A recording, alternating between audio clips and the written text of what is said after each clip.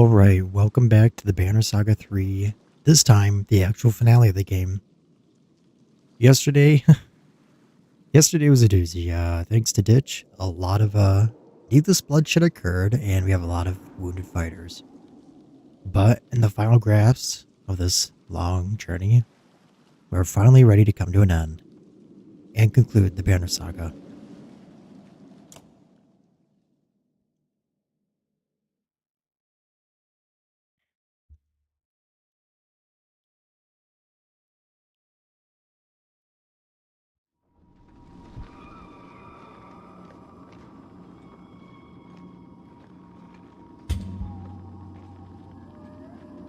Ah, yes, forgot. We only have 14 days left of our journey until Aberrang's and, well, the shit. So,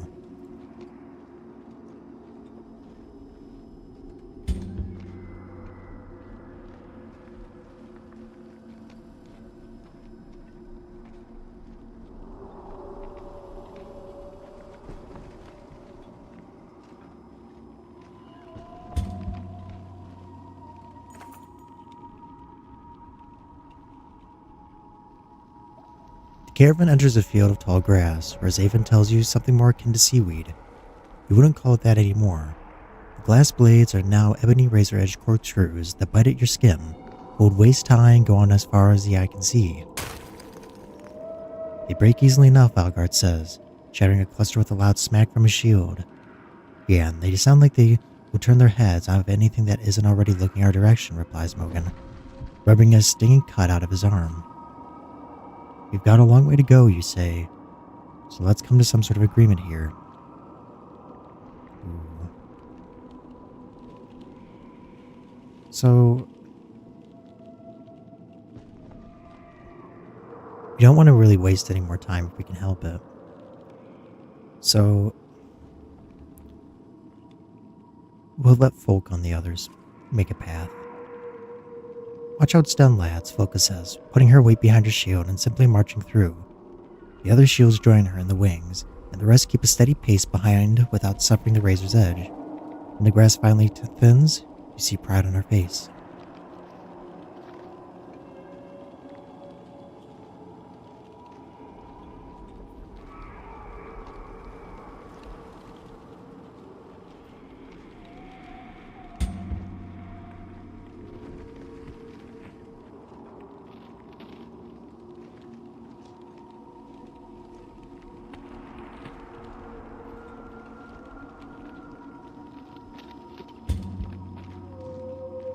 Great, only 10 days left. That's not bad at all.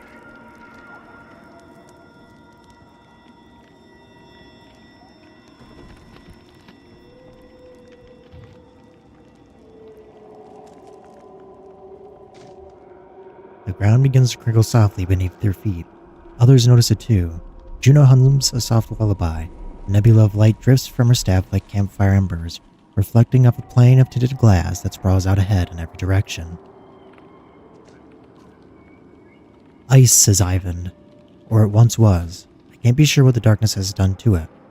Unlike the jagged shale you've tramped so far, it lays in geometric patterns of flat plains, some hanging curiously in the air.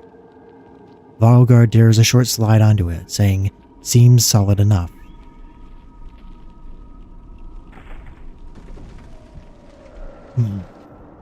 Yeah, the rest can skirt the edge. Ravens grouse, but only for a moment. Secretly, you suppose they're glad to not take the risk. The indignation returns much later, when it becomes clear you've only traveled parallel to the White Tower. It's wide, says Juno. We need to cross. And we lost a whole day. Great.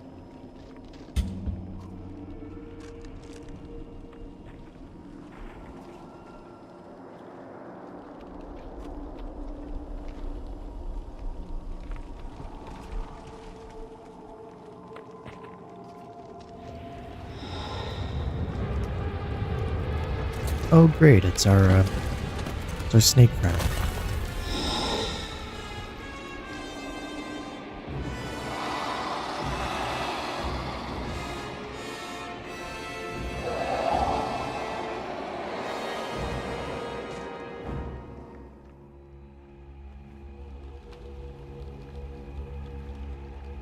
Juno grips her staff tightly, hands trembling. You've never seen that. She speaks low over her shoulder, but you hear it clear as a bell. No matter what happens now, protect Avon. What about you? There's no saving me. The serpent speaks. You don't understand its words, but you get the tone.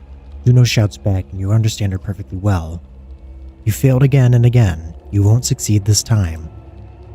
The serpent rears up as it responds, until out only wildly coiling loops of ragged, monstrous scales can be seen in the light. It means to shatter the ice. Go.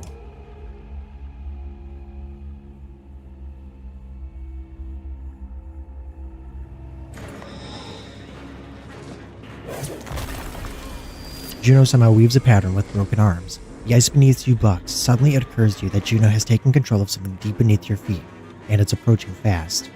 Go, she screams once more. Avon freezes. You throw him over your shoulder and run, just as the ice groans and splinters from another impact, snapping like bear traps. Ravens scatter in terror.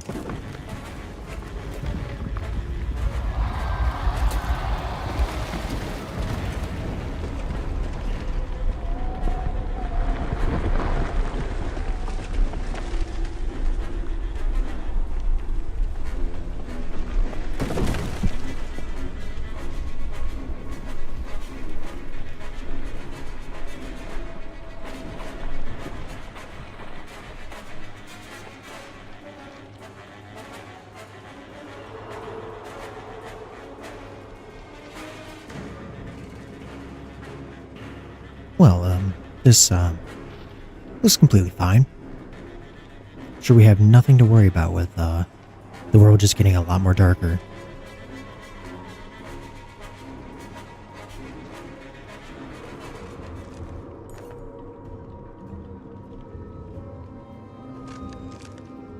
Is everyone here, you shout. Ravens rub soot from their faces and cough into their hands. Thick black dust haunts the air, kicked up by the Leviathan's thrashing. I can see her, Avon shouts. A globe of light detaches from the convulsing silhouette of the serpent, blazing through the air and crashing like a meteor far in the distance. Avon darts ahead with his own light. The rest follow. Crawl through curtains of dust, suddenly dark as a moonless night. Juno's light dims and winks out. Hurry, shouts Avon. Soon you admit it's impossible to know if you're heading in the right direction anymore. Avon begins to panic. Okay,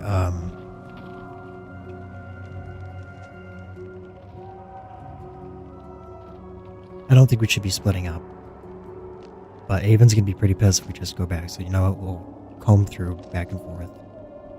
Hold, Ollie puffs after a long silence. Shapes ahead shamble towards you. Oh great.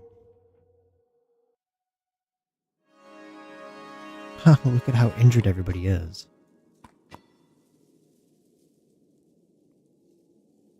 So we'll take Mogun, Avon, Sigbjorn. 17 and 12. 12 and 12. 12 and 16.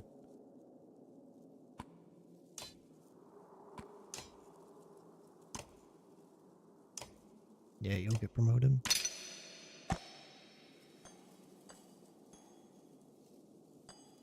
We need him to be very, very tough. We'll go with last standing.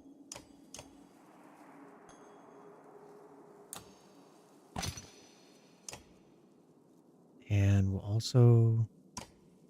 Oh yeah, we also get 2 points. So... hunker down. And...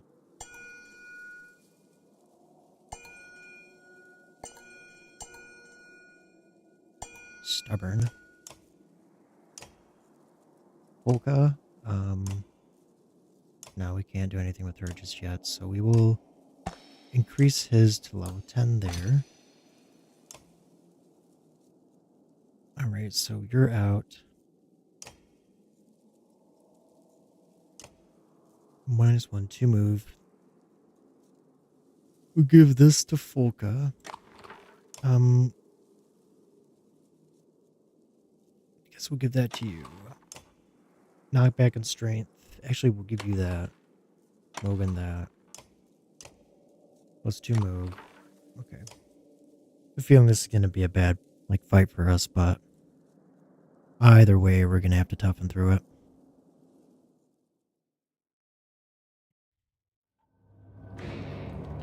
Okay, that's a dark fight. Oh, there she is.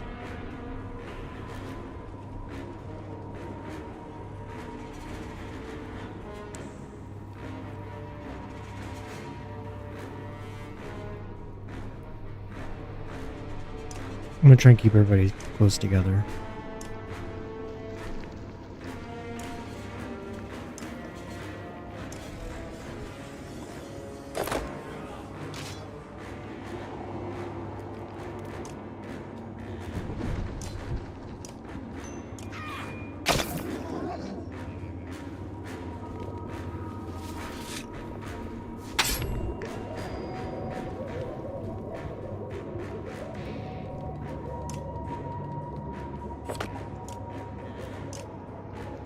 Do bloody flail.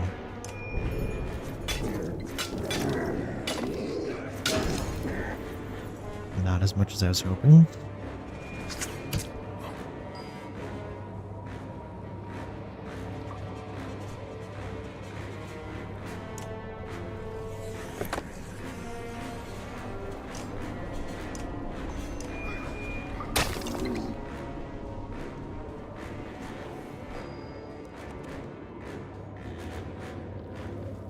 What abilities does he have? Insult?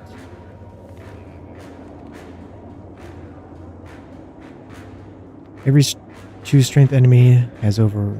I like his own. Who's next in this? He is. Let's insult him then.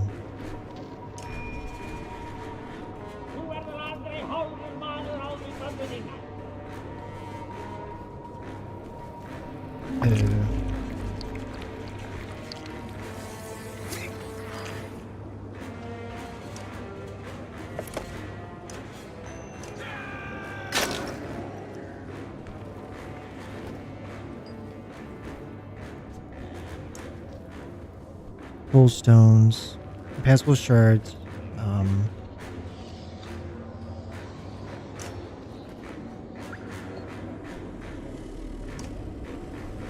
What if we do arc lightning on? No, that would just hurt our guys.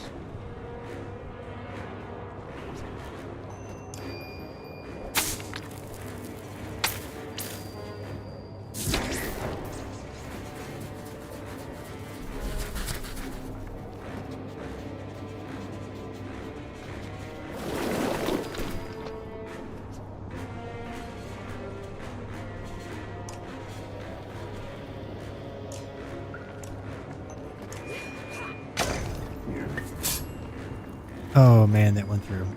Okay.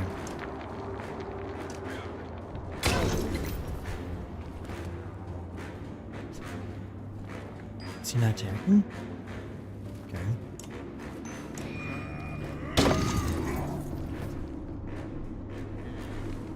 Oh no, there we go. I'll take that.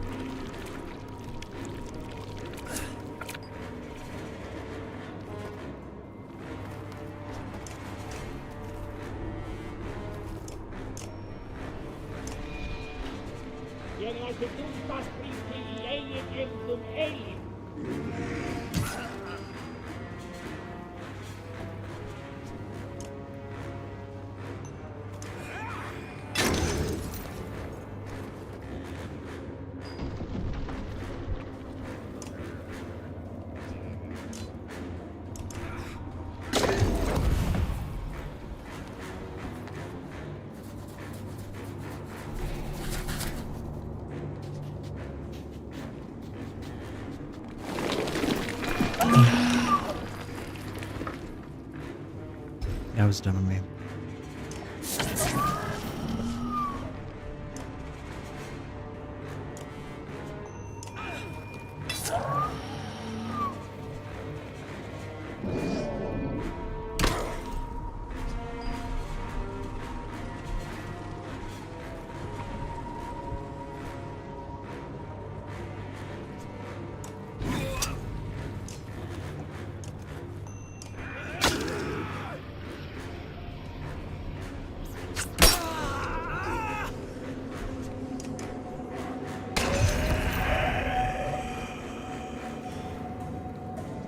bar's somehow not gonna die.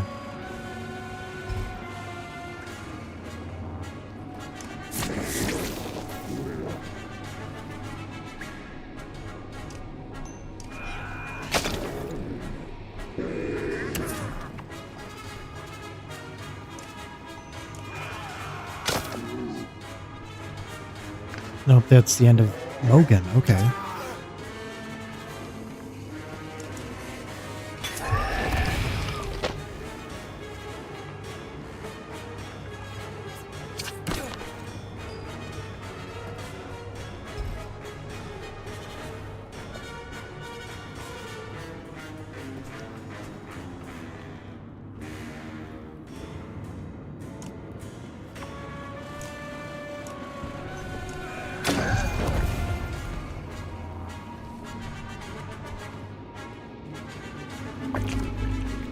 Nope, there goes 3 doors. Okay.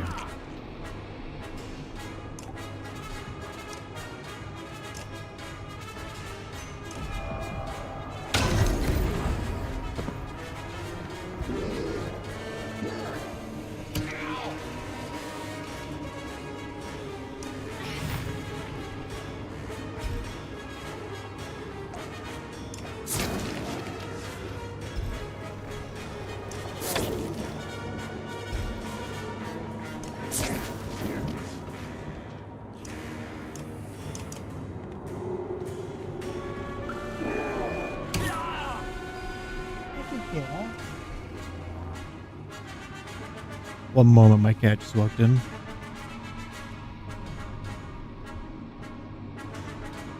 Hey.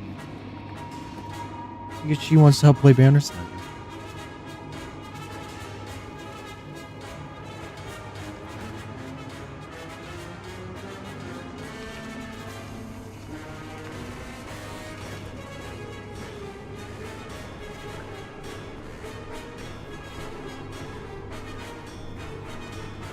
Streaming cat.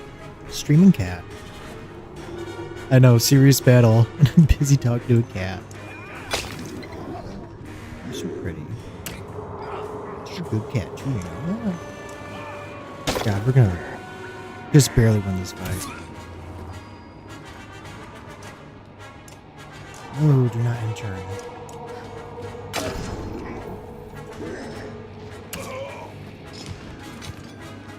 Oh shit, it's just gonna fall.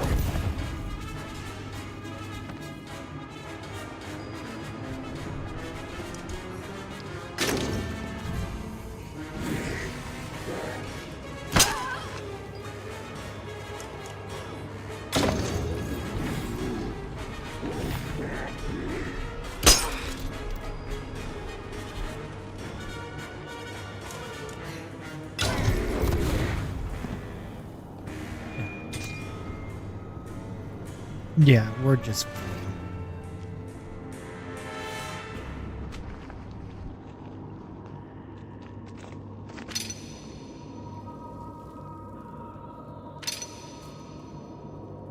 God, that was a bad fight.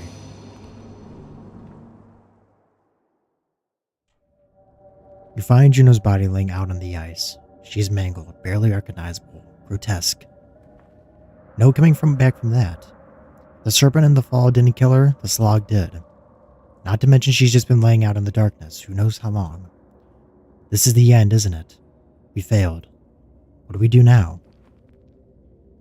Ivan? Nothing is over. Evan's face and voice are expressionless, but tears streak his cheeks. We take her to the White Tower. Ivor pick her up. Doesn't sound like a request.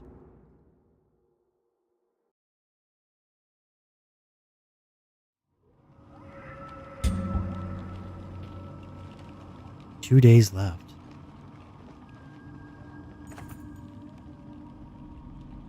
Big cat. Ravens swear they see figures lurking from the corners of their eyes and hear the whispers of dead family members. Some accuse the corpse of Juno. Lures the ominous pillars that have been rising out on the horizon. The dredge godstone, Avon tells them. Rises like teeth from the hungered wolf's maw, as Bard sings. Swallows brave man and the bright doom star. An old song from before the gods died. Fitting, ambling through the tall pillars like teeth, an obsidian forest wreathing through the great black god stone. My dead mother appears. I'm ending things here and now. Ask Avon if there's anything he can do to help. Avon shakes his head slowly, and you notice his ragged appearance. But I can be certain no harm will come from it. He says it loud enough for the others to hear.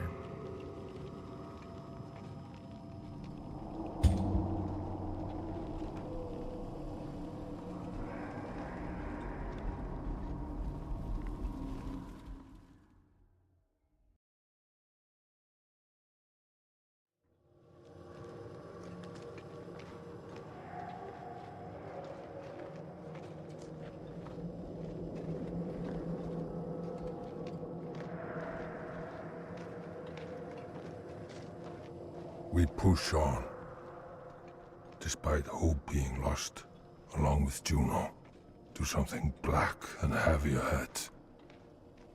Did the dredge build godstones of their own, or They is did, this something else? and hope is not lost yet, Ivor. Okay, who's talking to us? Juno. You jerk in terror at Juno's voice in your head, and her hand lightly squeezing your shoulder. She breathes down softly. Well done, you can put me down. Nerves get the best of the bravest. Stop, blurts Volka. Not another step. Pushes her way to Juno. You died. Not another damn step till you tell us what's happening. All of it.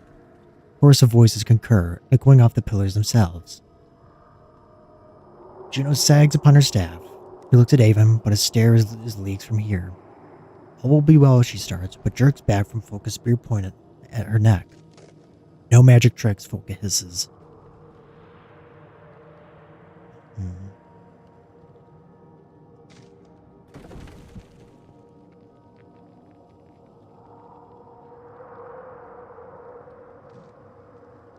We're going to encourage her to answer. You're right, says Juno. Time you all knew.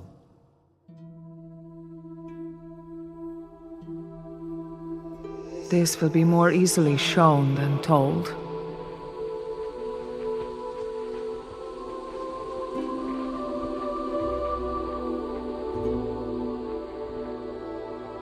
The Valka were the first to discover a world within our world. The inner earth, with its own lands, people, and sun. A source of power far greater than our own. Ivan was the leader of the Valka, brilliant, born with a mind devouring itself. I studied in secret to heal those wounds, and in time, we grew to love each other. But meddling with minds is forbidden, for reasons already clear to you.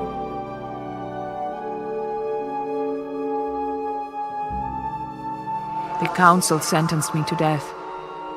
They agreed to spare Ivan the same fate if I went willingly. So I did. When Ivan discovered what had happened, he carried my body to the White Tower. In his grief, he drained the Black Sun of its energy, hoping to restore my life. The sun fell from the sky, ripping chasms through both worlds.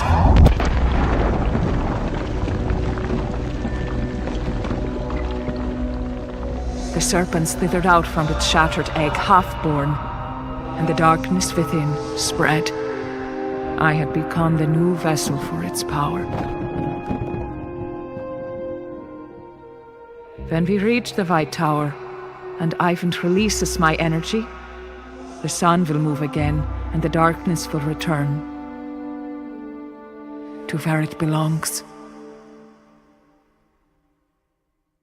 So we have to sacrifice her.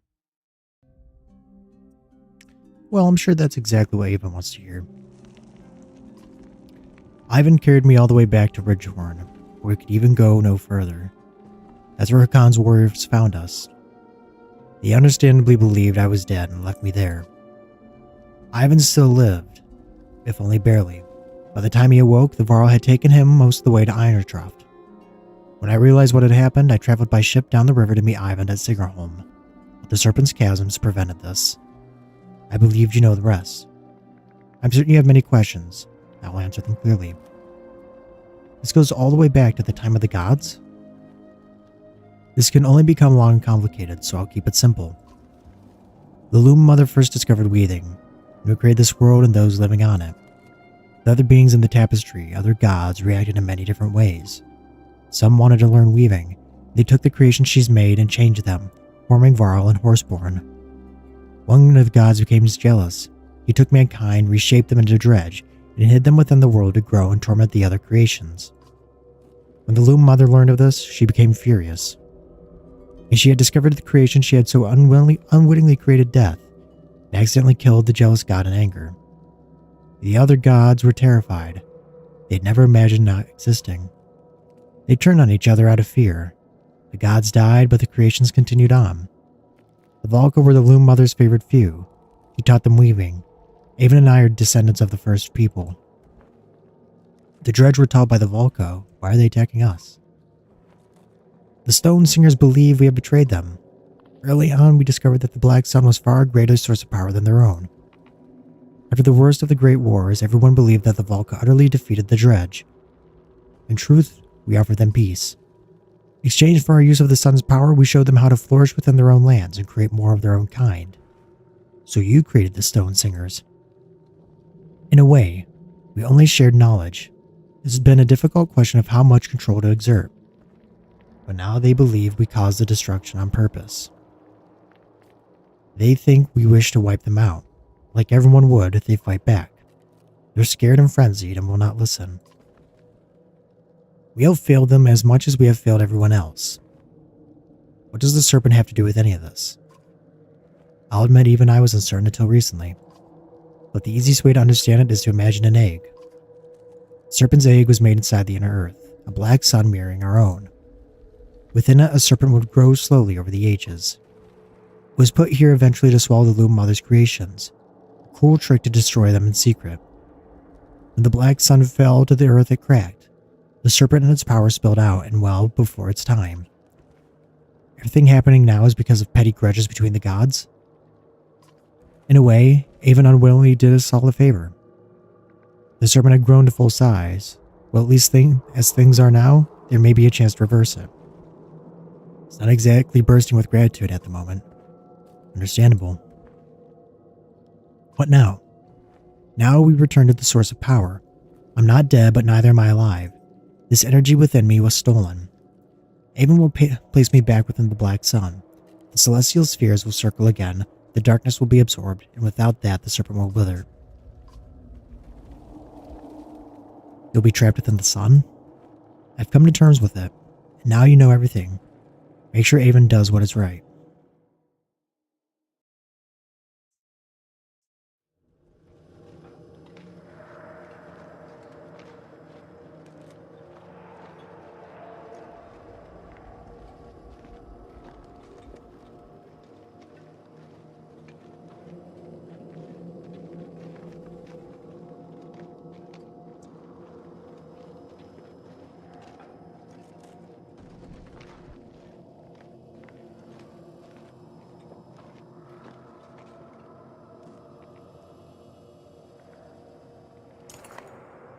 An enormous bell hangs from the carved stonework. Even untouched, it hums with a strange, deep resonance. Friend says the sculptors built this godstone to themselves. They raise bells made of those who have passed. It's said that as part of them lives in the sound of these bells, and they can visit their ancestors this way. Bar crosses his arms. That would explain the spooks. The godstone's center, an enormous bell dwarfs the other, smaller chimes hanging throughout. Bell's handle calls you on a primal level. Are you thinking of ringing it or kissing its brass? I wouldn't do either. Let's see what happens if we pull on it. Like an itch or a sneeze or an old memory, compulsion takes everywhere. The bell swings harder and that's it. Silence. And then you feel tapping around your feet and see loose pebbles scrabbling like insects. You get the unsettling feeling that ringing is simply too deep for you to hear, but very, very loud. Hey, we got an item. Before the bell swings back, you grab the clapper to prevent another strike. Comes off in your hand like the bell itself. It's distressingly beautiful and fills you with unease, but you pocket the thing. The ground rumbles now for other reasons. You instinctively draw your weapon.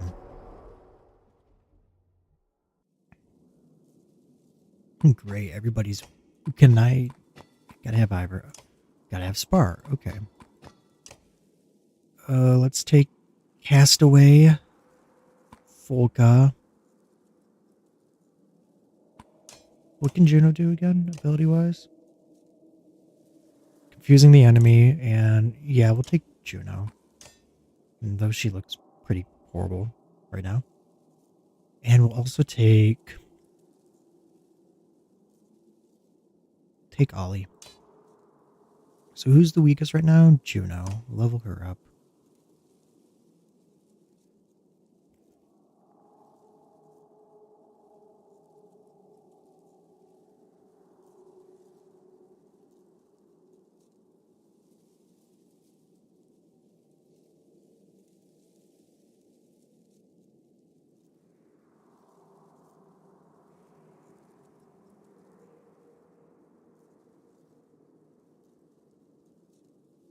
Alright, so what were we doing?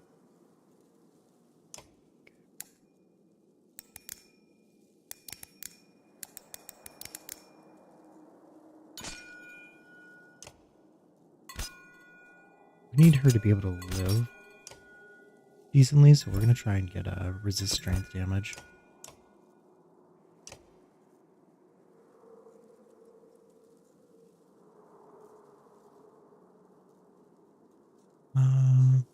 Let's go for Castaway.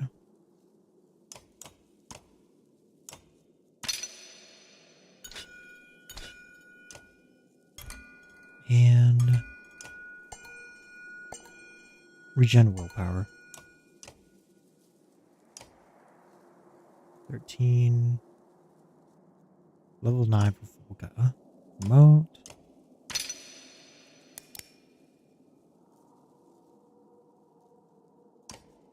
Remote again.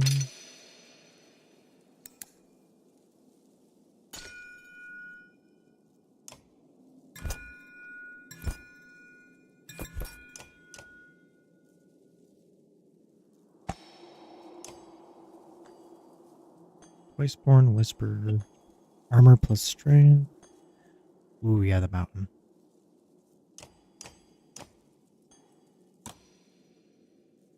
If I could do one more time. There we go. Dredge Clapper.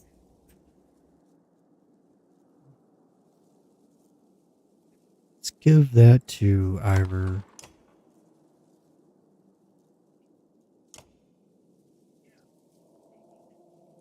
Let's give the gold board tusk to Castaway. I don't know. Let's give Dredge Clapper to Castaway. Gold board tusk to Ivor. Claps to Folka.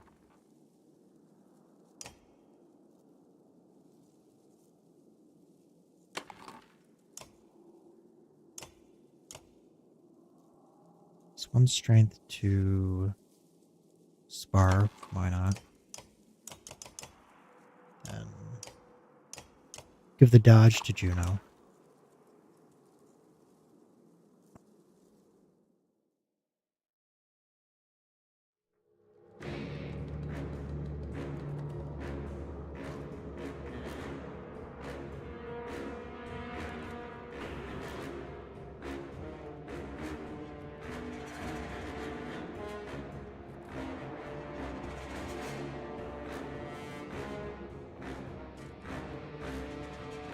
This was a bad idea, probably.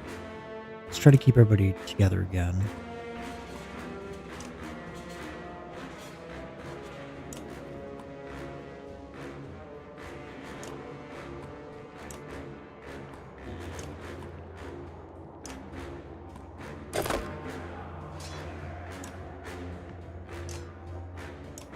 And 11. Yeah, we'll just go with the 9.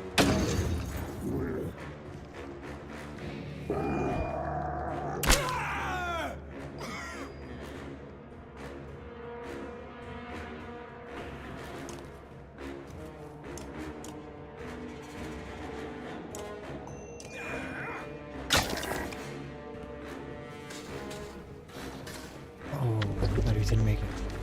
Oh, nope. Just attacking Castaway. 9, 10, 11.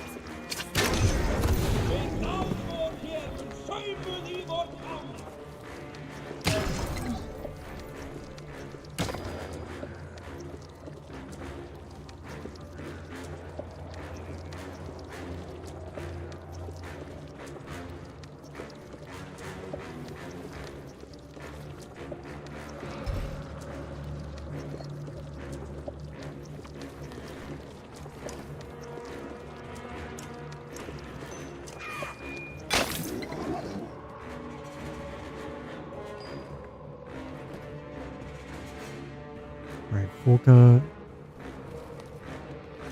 Abilities confuse. Let's confuse him.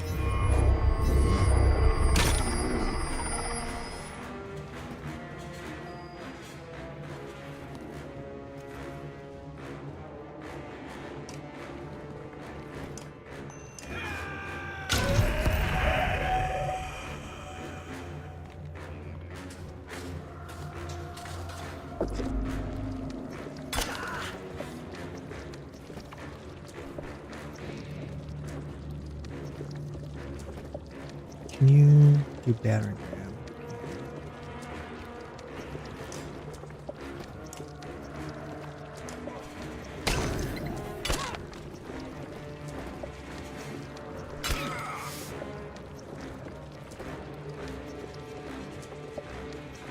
Who's next on this list?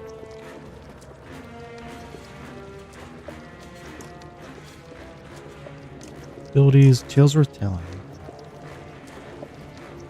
No, let's do insult. And you.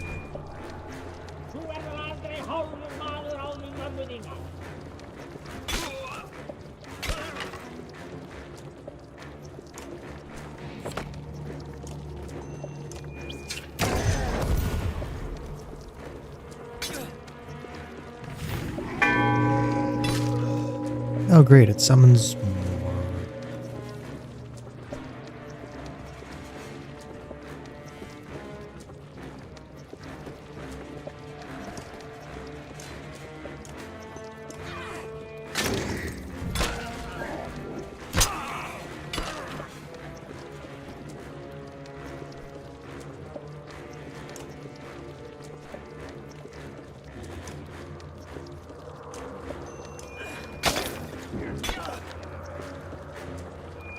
Other spot, really?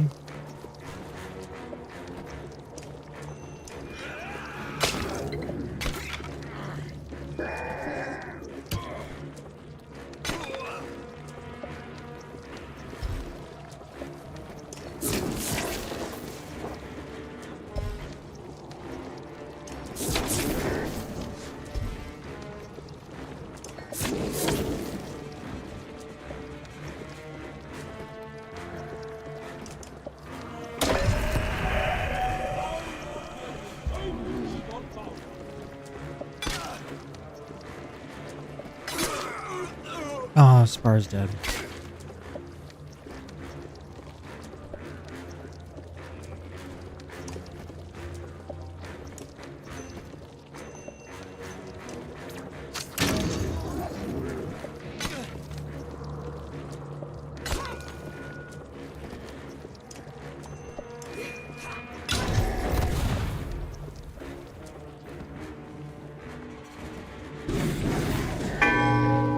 Oh, come on. I should not have rung the bell.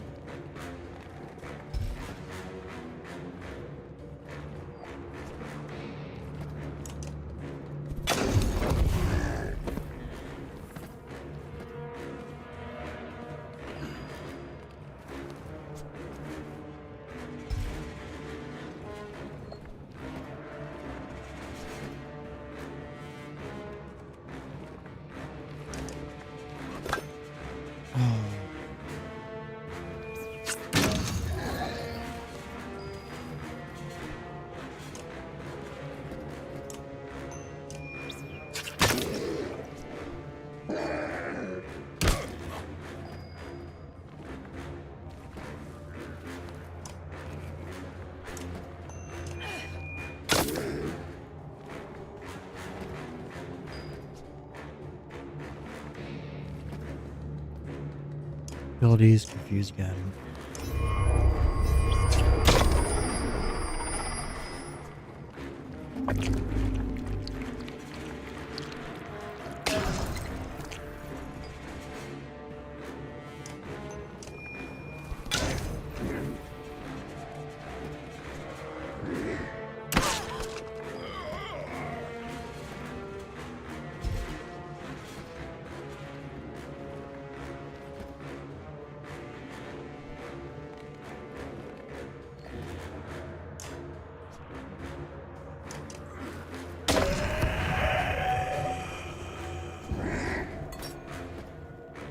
Don't ring the bell.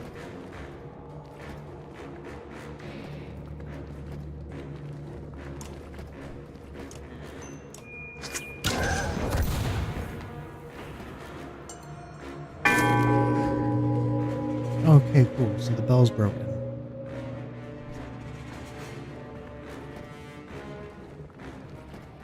Now we just have to survive.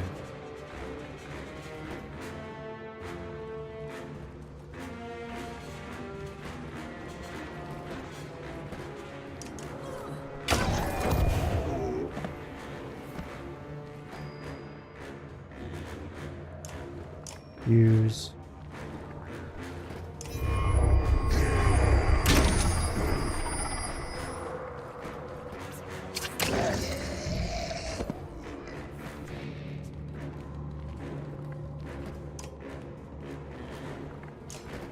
That's 2 of our guys down.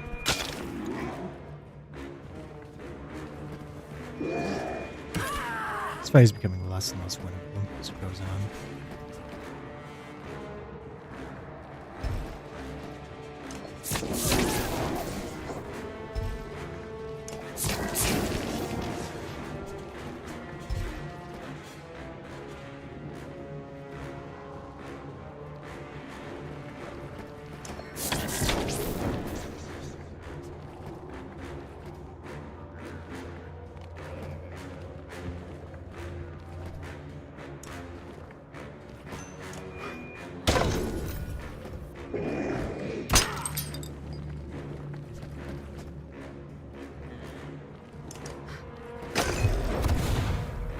Maybe this is winnable?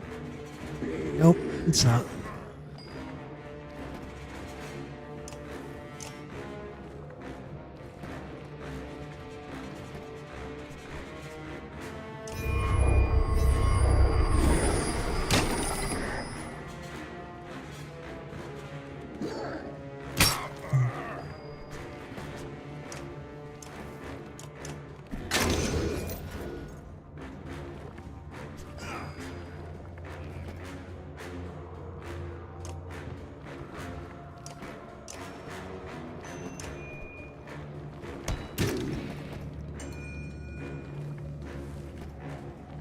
Nope, there goes Juno.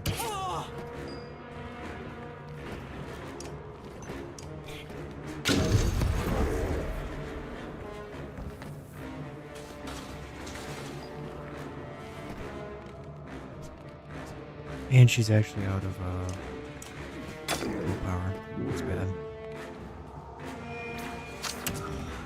There's Ivor. Shit, this fight's over.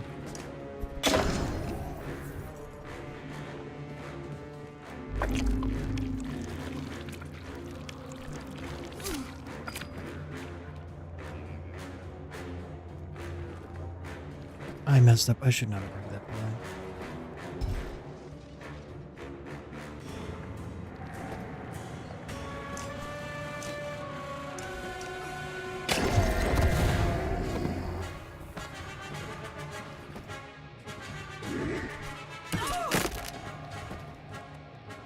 You know what? I'm gonna actually try and restart this fight.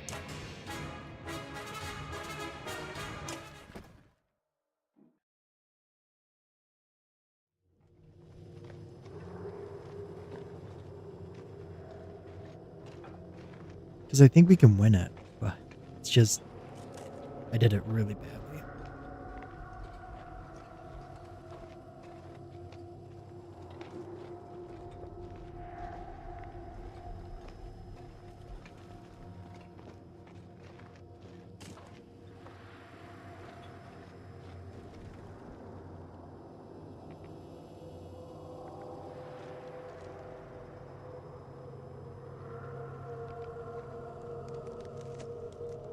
Let's try it again on the bell. I think we can win it.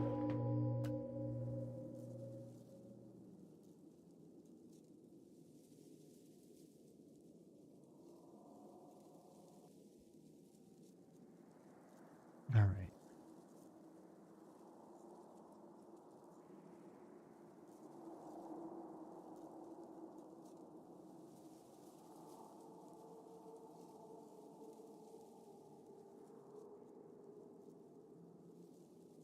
So what we need to do is kill them as quickly as possible.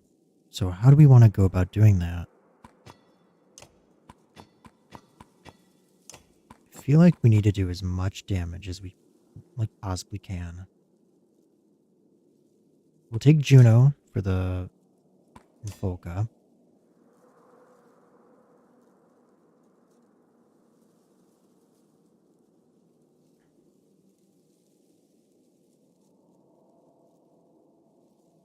12, 16, 12, 16, 13, 17. And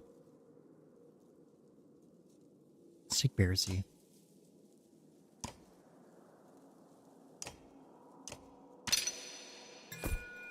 Robust.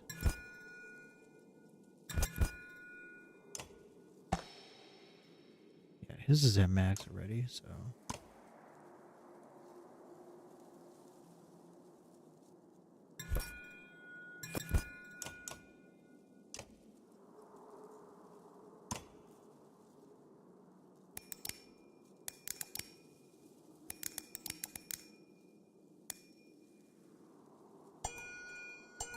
Gen willpower is important for her.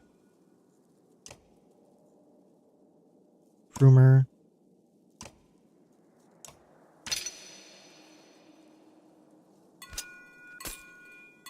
Resist armor damage. And Volca.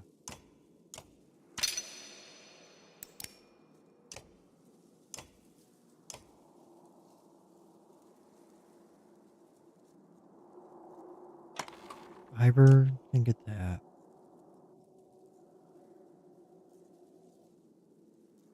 I feel like I need somebody ranged though. You know what? We'll take Stone. Give him. We can't. Should have leveled him up.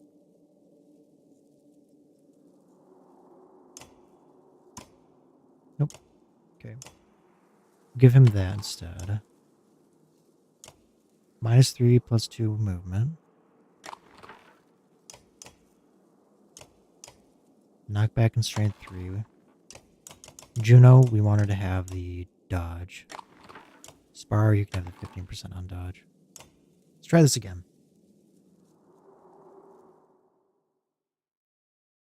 So we need to get the faster moving units.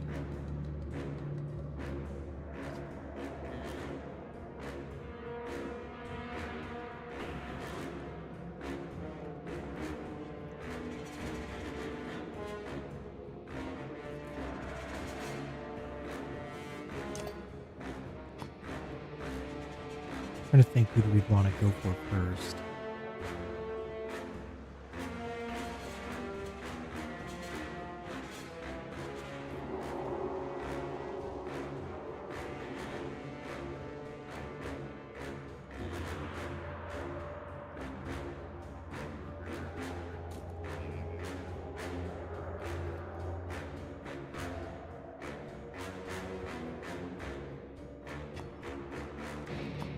No, let's focus on the grunts. So,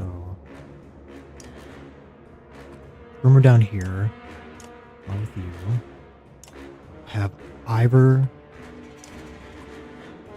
Volca, and Juno.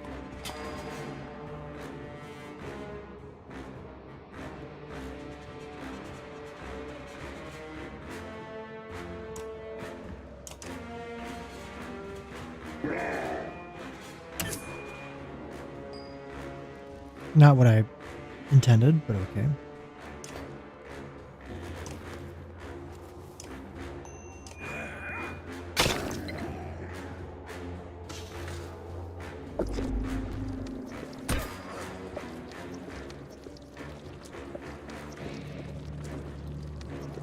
Abilities confuse.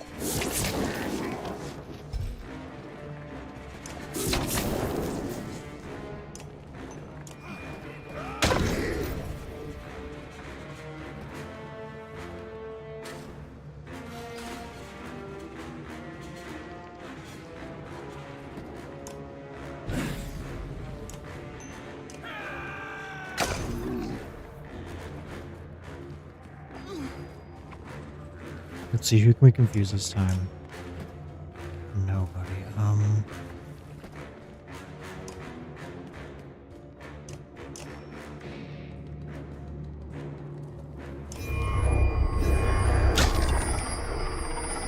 Works for me.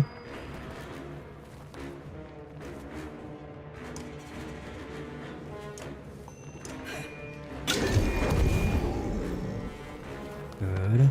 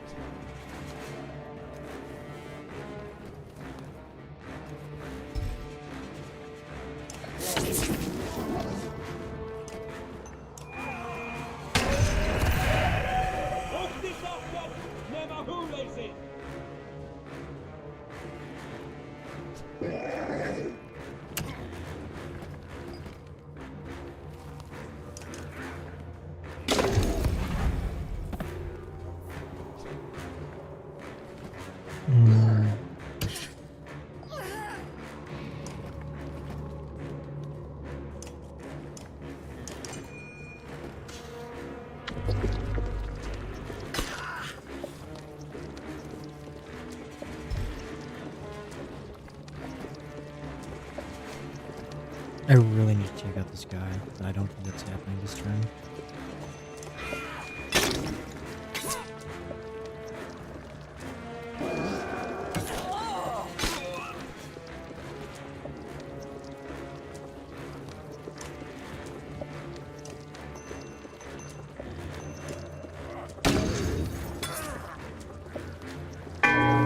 Yep, he did it again.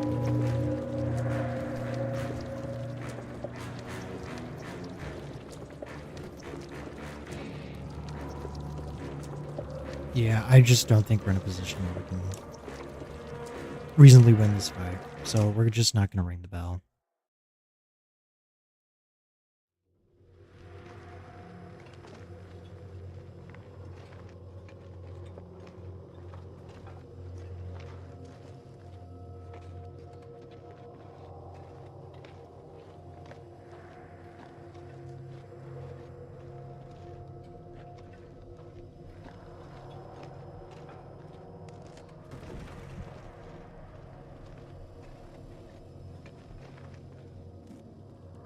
Alright. We'll just leave the bell alone. Hey, we can rest. Finally, we can rest. Mind if I join you? Hard to find space around here. Just keep your voice down. The vicious wrinkled fiffle won't share any of his drink, and my head hurts. The distant Spartan takes a moment from lazily turning his long spill to throw Ollie a wildly inappropriate gesture. Ran out of your own brew? Lost my flask when that whale thing shattered the frozen ocean. You hear those things coming out of my mouth? Sober and no is no way to live, Ivor. What's your drink of choice? What's yours, Yacht's milk? Who cares? Never mind me. You know how some men can't handle their drink? I can't handle being dry. Makes my head hurt. That seems like a problem. Never has been before. We've not taken all this majesty clearly. I haven't been this sober since I was 13, locked up in a Borsgard cell. Rum's my poison, to answer your question. Believe it or not, I can't even throw these axes worth a damn, dry as I am. But a few drinks in me and I see the bright ribbons in the air. But you see the line of lights? Damn right. Show me exactly where the axes are going to go. Usually I keep that sort of thing to myself, but what's the point? Ollie, I think you may be spell weaving. What are you talking about? Like the Menders do. Weaving, like this Ningur who farts lightning and raises the dead? But only when I'm drunk? And you're just using it to throw things better. Ollie erupts into laughter, loud enough to make even Spar frown. What a time to be alive, eh, Varl? I'll drink to that. Don't tease. You pass Ollie your mead horn and his hands shake as he gulps from it greedily. Ollie the Spellweaver, my mom always said I was special. Maybe you're not as bad as they say, Varl. Who says that? Just take the victory.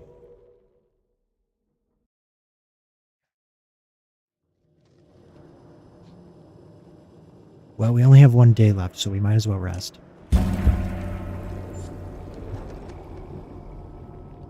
Which means we now have to leave. Nobody's really healed up that much.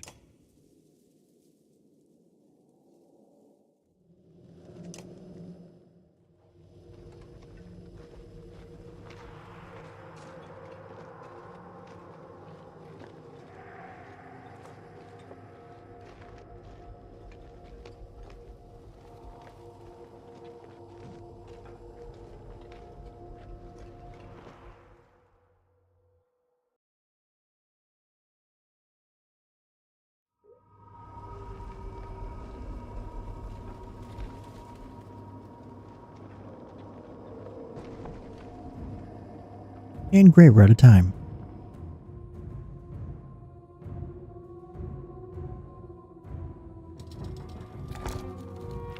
Now we're in Aberrang. Before we continue, I shall be right back.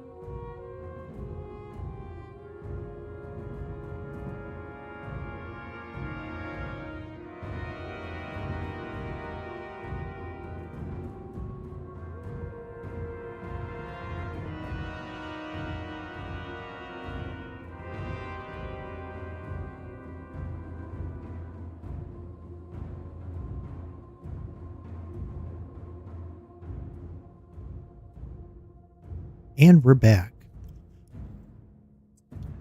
Darkness lurches upon the dome of light, stretched thin above the city by menders weaving fast stitches. Riots ripple through the slender spaces between people packed tightly together, and the warped lick at your defenses, testing them. Finally sinks in just how many dead rest in Aberrang now. It's really the beginning of the end, isn't it? You grieve. Elio says the longship's finally sinking, so to speak. All that's left to do is bail till our arms grow weak. You feel those old nagging survival needs scratching at your thoughts: food, water, and shelter.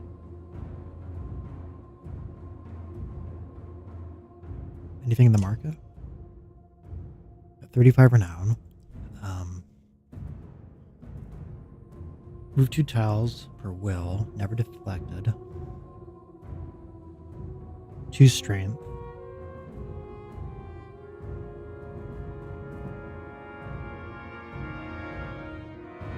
Warrior's Beret.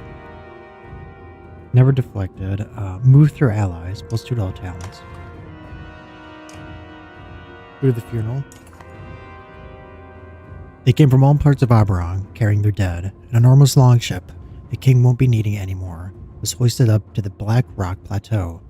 Never mind the hassle, this is tradition. Arranged within the longship, many hundreds of bodies rest, ready for the afterlife, ready for peace amongst the stars. The struggles are over. You hear all this from the Order declaring the last rites, preparing to set the longship ablaze. Remember those who traveled with you to Aberrang. You've never seen so many dead in one place, and you hope to never see this many again. But despite this tragedy, this is reassuring in the moment, that there can still be dignity in death, even in these circumstances.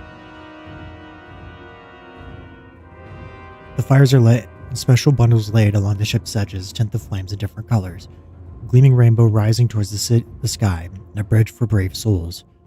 You imagine the ship drifting out to sea as the fire burns low. A solemn audience begins to pile stones and soil atop to form the traditional tumulus. We'll give a speech. To those who knew and believed in your banner, you raise it high. The exact words drift from your thoughts as soon as they're said, while the rest of the caravan graciously cheers the ending. The gods would weep if we did not outlive them. We outlive them still. And it is we who speak for the dead, their names and their deeds, and the gods be damned, they will not be forgotten. Leo puts his hand on your shoulder. His eyes are red, some combination of drinking and grieving, but there's a smile on his lips. I can only imagine how hard this all must be for you. Never had the privilege of meeting your father, but I've only heard incredible things about him. I think he would be very proud of you right now. Why? Where I look, I don't see the dead. I see all those who live on instead. Leo stands quietly beside you, deep in thought. You can't help yourself from rhyming, can you? I'm sorry. I hope I didn't come off as disrespectful with what I said. I have a hard time putting it to bed. When I was a boy, my grandmother was a famous seer in a small town. I was in awe of her. She claimed the gods never died, that they still spoke through her.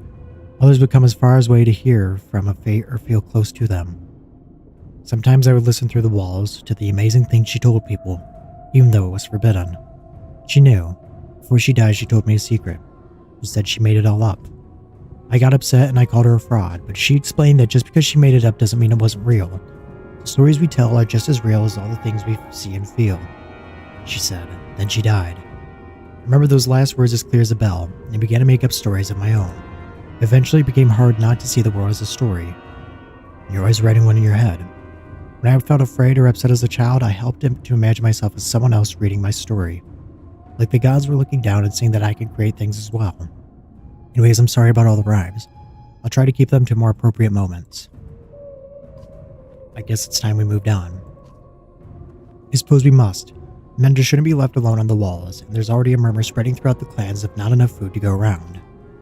Sometimes it feels like too much. A true hero comes reluctantly.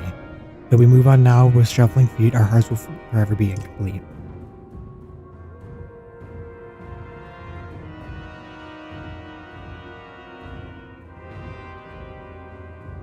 Oh man, we should check on the menders. They're more important at the moment. Menders are spread out evenly along the walls, each overlapping the light created by the next. Guards with distant expressions stand watch between them. Around their feet are piles of warped dredge and men alike. They're starting to scale over the bodies on the other side of the wall, says Zephyr, some small disgust in her voice. As if to prove a point, a mender yells when more warped rise into view, Hurry, beckons Zephyr.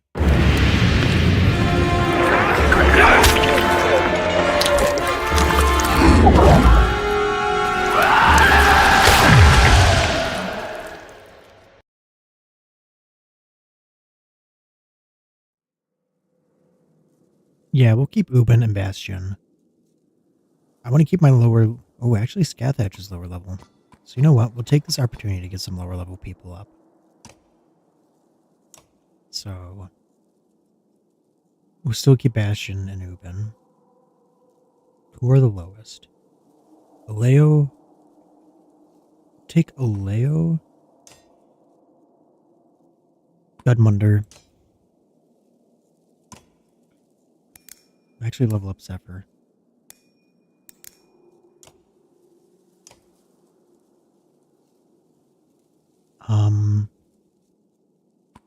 Yrsa and Deirdre.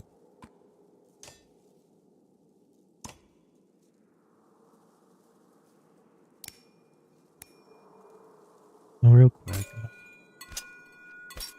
Do resist armor damage. And critical damage. Hold on, before I level up anymore, is there anybody in this party? Yeah, you can. Ubin the...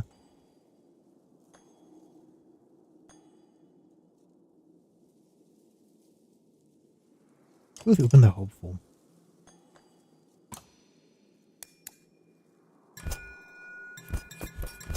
No, we want Artery Striker.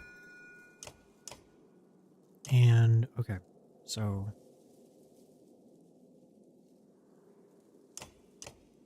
+3 to all talents, we'll give that to Ubin.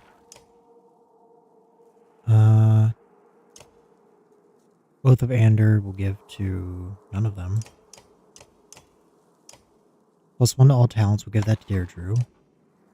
+3 to all talents, we'll give to Yrsa. 2 to all talents to Gudmundur. 1 strength talent to Aleo.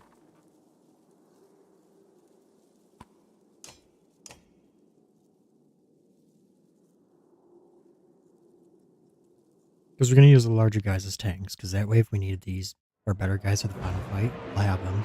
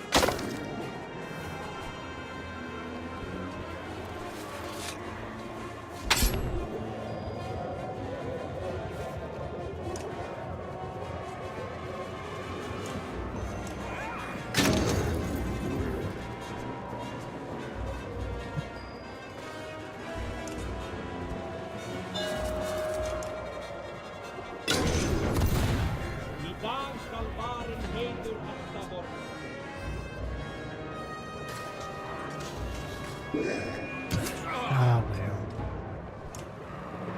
Oh, wait, we can take out this one guy. Okay.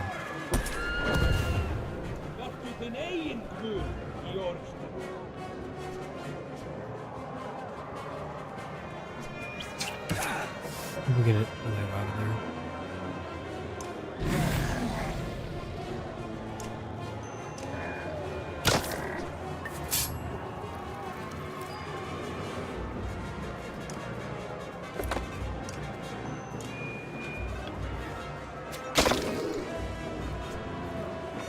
Oh, Leo's out.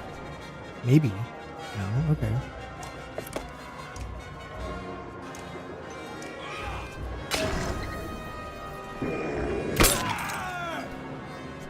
Let's get away back here.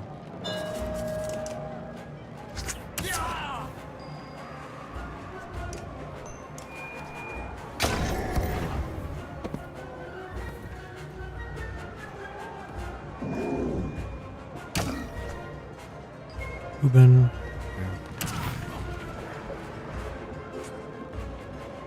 Abilities Tempest. Let's do that.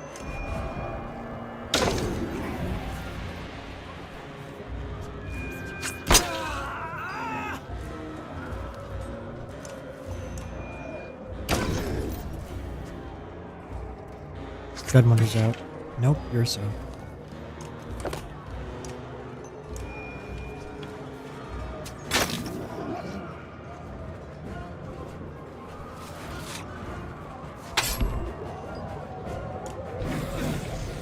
We'll have him do shield wall. Or stone wall.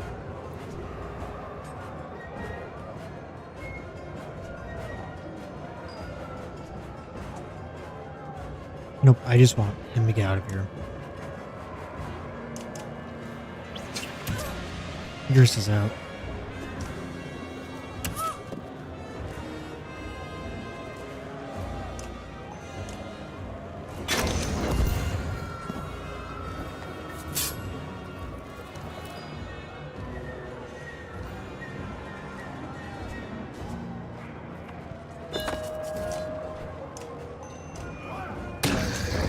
Okay.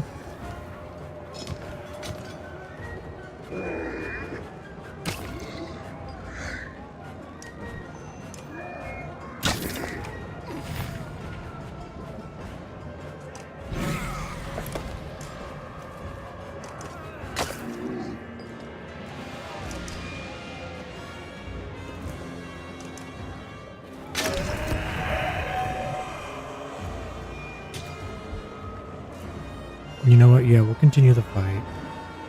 We'll get Godmother and Aleo out of there. Instead, we'll take Oddly.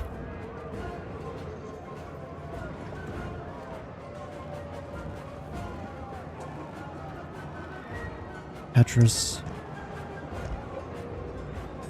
And Scathach.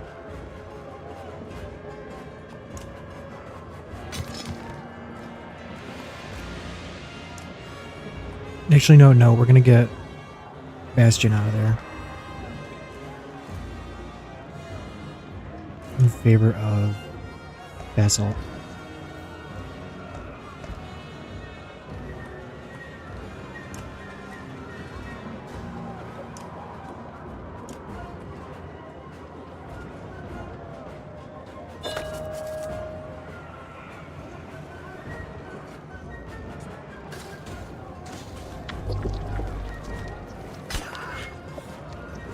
Okay, 9.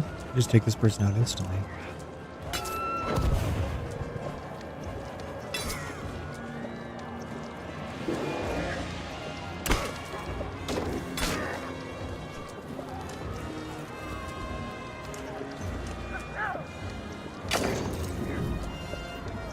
I'm actually going to keep Scathach there so we can stay close to him.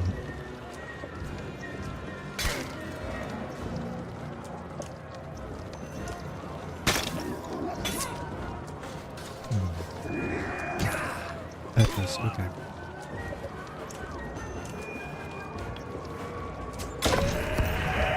Artery strike, good.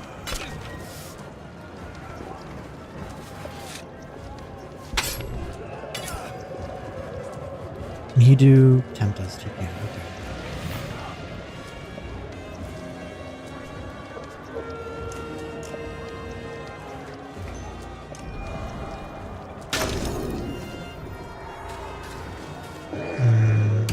That might be them, Petrus.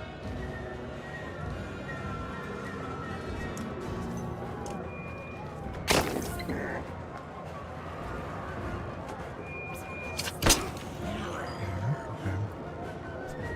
Abilities. Yeah, let's do run through. Get him out of there.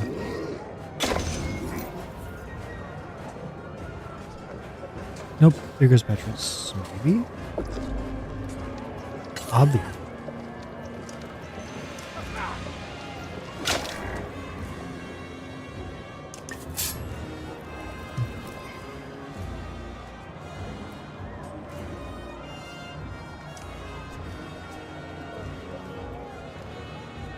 Breaks an enemy's armor. We're gonna do bring the pain on him.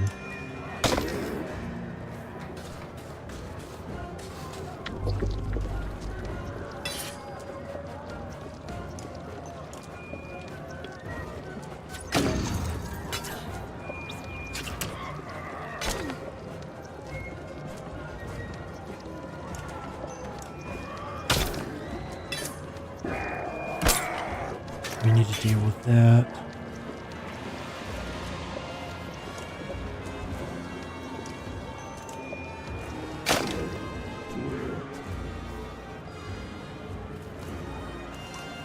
Get Petrus out of there. She might go for all these. Nope, Deirdre. Asshole, okay.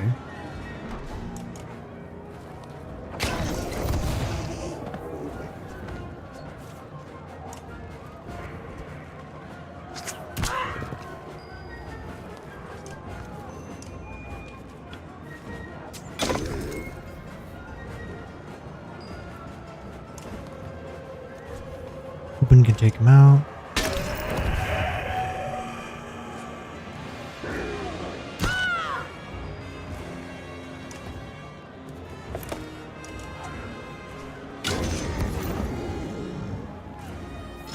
Good, we got an item out of it.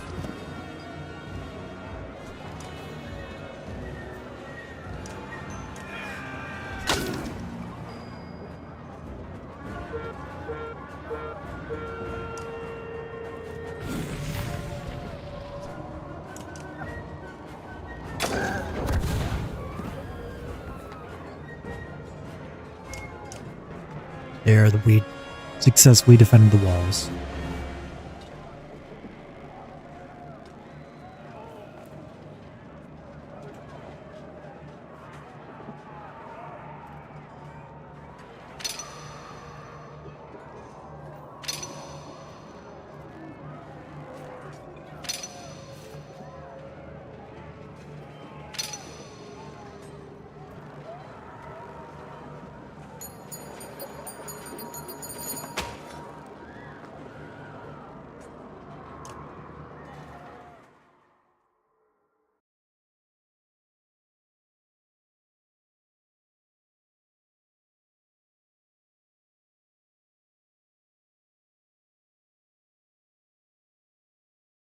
Alright.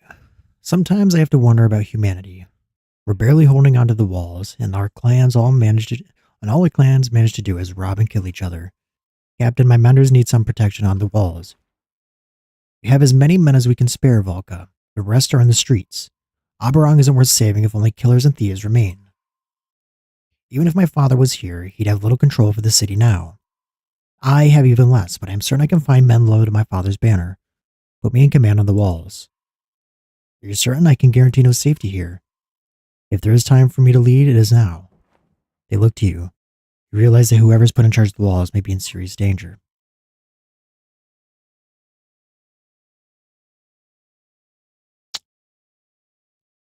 Man, Luden.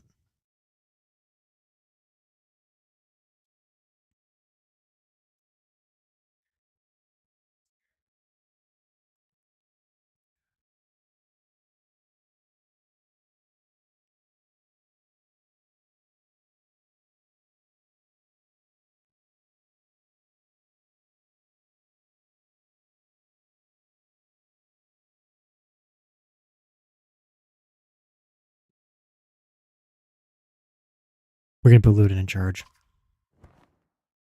My father was a lot of things, but proud of his son is not one of them. I'll send word to loyal men and keep them understanding. He's so gonna die. At least Luden is going out doing something good.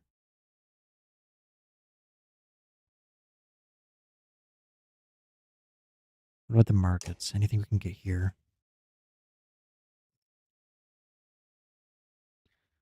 Let us get 2 armor, 2 break. Look at the Vox knots. We'll also go to the outskirts. Part of the city smolders since the riots, matching the mood in the lower rings. Supplies are scattered, impossible to tally or portion since the funeral. Hoarding seems necessary for the future. Afraid other clans in Aberrang will feel the same. If nothing else, we should set the precedent from here on out, Leo suggests.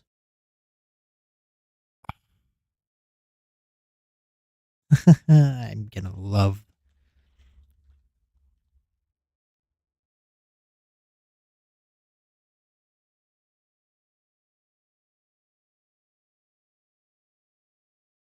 We're gonna have to take what we can. Volunteers are drafted and few enlist. As they head out, a change of heart brings more running. You recognize a couple of faces. This man carried his son's old dog 50 miles when it couldn't walk any further. That woman sings little lullabies to her scared child at night. Now they'll kill someone else's mother or father. A day later, they return with cuts, scrapes, and several days of supplies. No details.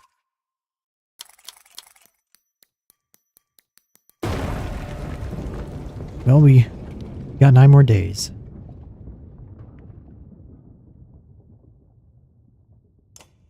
For better or worse.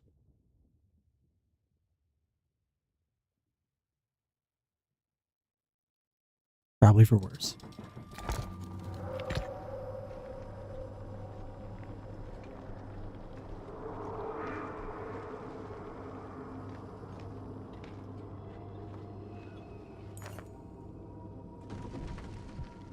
Any of you ever taste Tistleberry mead? Spar blurts out in the midst of a deep and oppressive silence. You're all some grim company lately. I could really go for some Tistleberry right now.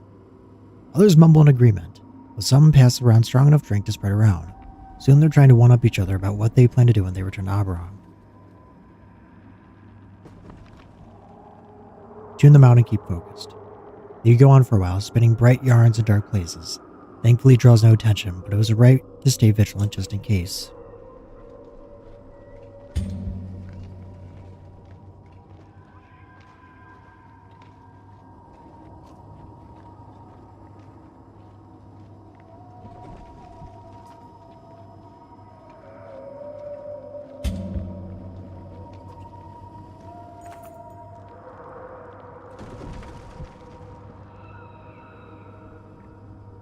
Soaring shards, smoky glass just askew from the ground as it is flung here. At first it looks more like the inner earth's strangeness until you realize that these are splinters of the black sun. Images reflect off the mirrored surfaces, creating an illusionary army of ravens as you walk through. Great, says Volka. I didn't expect I could hate this place more. Now there's 6 of ditch. The nauseating sweaty warmth still radiating from the fragments has everyone eager to pass through, except Avon. He stopped at one with its hand pressed against the glassy surface, looking at his own reflection.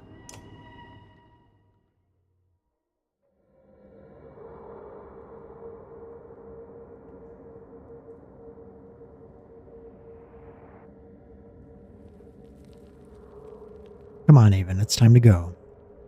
I hardly recognize myself. Could be worse. Well, I'm sorry. I didn't mean to compare it. The reality of what I must do is sinking in. We're getting close. Now is not the time for second thoughts. It was always such a long way off. There's more time. Time for what exactly? Avon sighs heavily.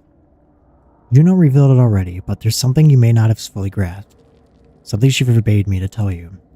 She worried it might change things. I trust that she was right. She probably was. You see anger spreading across Avon's face. It almost looks as if he's drawing energy from the sun shard. What if there's another way? Even with the sun broken, there must be enough energy here to destroy the serpent. That might be enough. We don't change the plan now. This was never my plan. I admit I broke things, but it's up to me to fix them. Who else can do this? Why should I keep asking for permission? Avon, think of your friends in Aberrang. Avon's mouth becomes a thin line, and some of the fire in his eyes goes out. I know. I apologize. My thoughts have always been difficult to control ever since birth. Her mother was the head of the Vulca in her time. When she had a boy, the council was worried. Males of our kind have always had a touch of madness to varying degrees. Our father couldn't contain his own. I suppose that kind of power would be hard for anyone. It's a curse.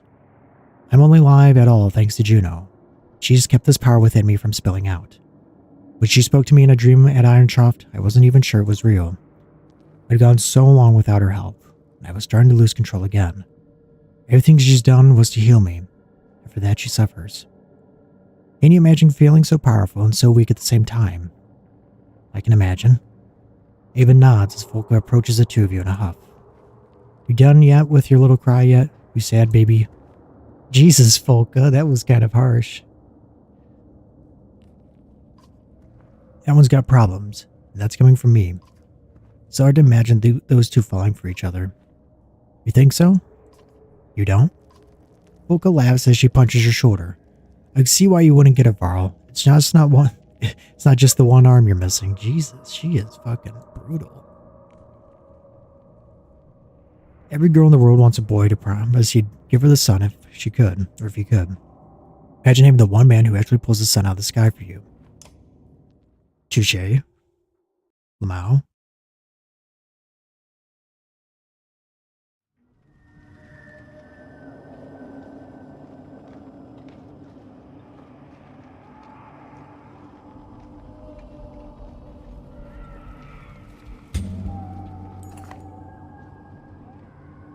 I'm just going to say it, Sparrow grouses. I'm starving and I didn't mean it as an expression. I'm so hungry I might die. The caravan is getting precariously low on food and nobody dares to think the water that flows into dark crevices. You're feeling it yourself. The stone hurler seems to understand, scraping a hard bell-shaped object from the cliff walls and handing it to you. She motions to her mouth. Oh, I thought I was going to get more craggy rocks, says Var, taking the thing. It's this hard obsidian shell, but once cracked open, a strikingly bright pink plant resides within, squishy to the touch. Wow, I struggled on that one.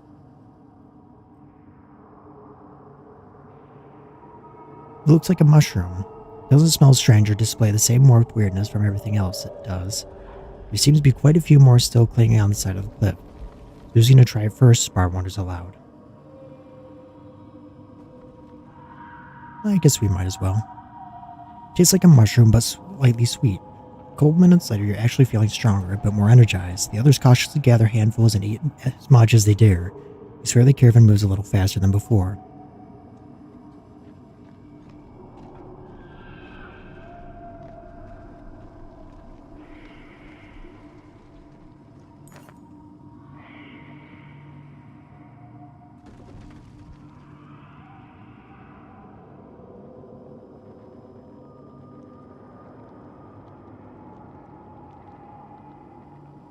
Keep a friend company, Alfred beckons during a short rest, patting a lonely rock at the caravan's edge. It's enough, but you see ulterior motives on her face, brighter than the white tower in the distance. You have something on your mind. You, Ivor. It's funny, I should hate you. Many sculptors are my friends, and you are who they tell their children to fear. But I don't hate you. The more I know about you, the more I like you. Is that really what you want to talk about? Straight to the point. Even in Juno, they trust you, don't they? But I wonder if they ever earned your trust. Do they have yours? Of course not. Now Juno, she may be weaving little truths, but step back. Look at the whole tapestry. They wield terrible power. Perhaps you've noticed? It's exactly why they made the Order of Menders. Oh, look over here. We're only healing the sick, building houses. Pay no mind to the madman or ivory towers, turning their world inside out. I've considered it. Come closer.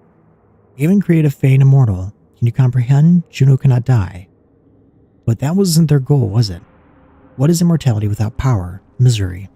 No, I think they are trying to make a god, and make themselves gods. Don't tell me you believe they've come so far just to undo it all. I do. Then wake up. There's no more room for ignorance in this tiny bubble.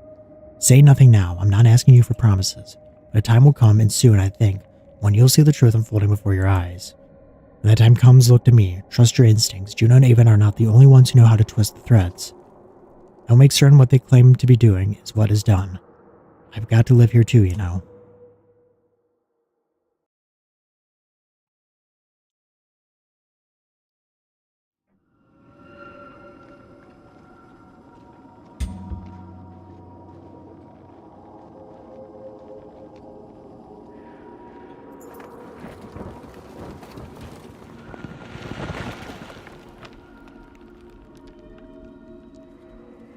A distant rumble approaches, and all the things it could be race through your mind. Someone shouts earthquake as the ground bucks beneath your feet.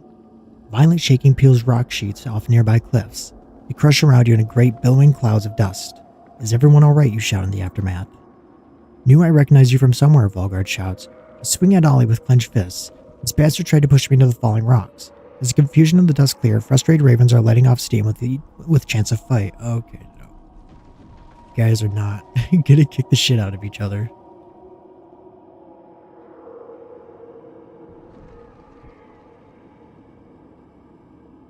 Alright, how do we actually want to handle this?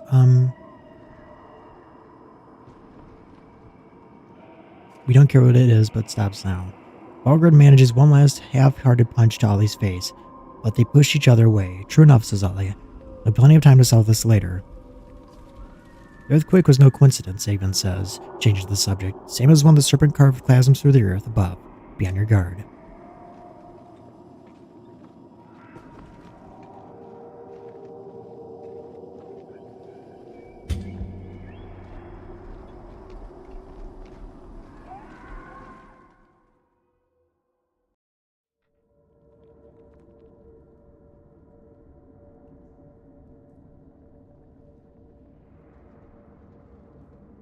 Stop the caravan.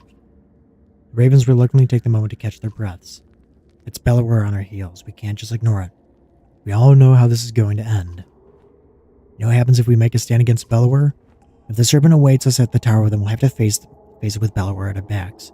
And that's no option at all. I've always wanted to meet Bellower. Seems like the time. Who else wants to see a legend in action? By which I mean me.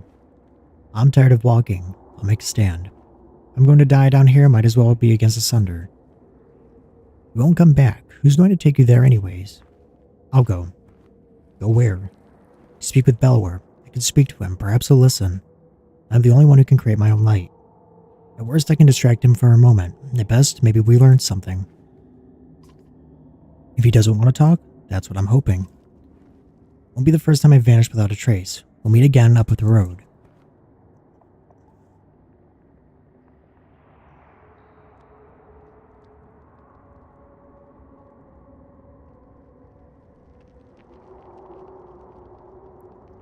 I'm not going to be able to talk you out of this, am I?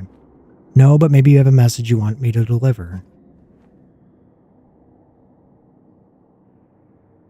Tell him I'm sorry.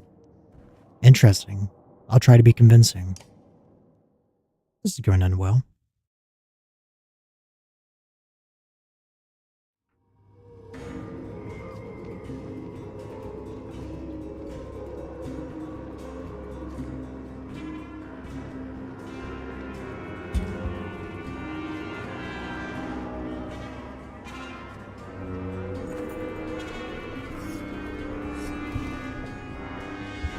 This time the shifting shadows in the corners of your eyes are real, ahead and behind.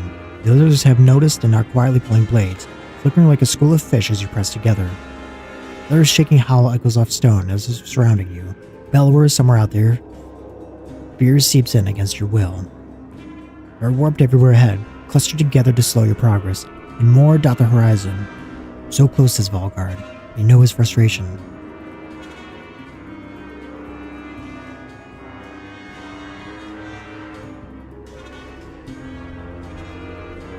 We're just gonna charge him. We're waiting for you, shout. An invitation from Bellower, push through.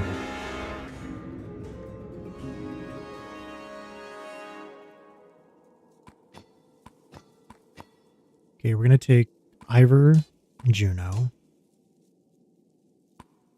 Castaway. And Volgard.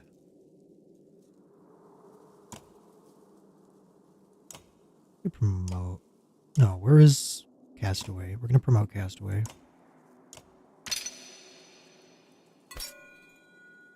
Regen armor and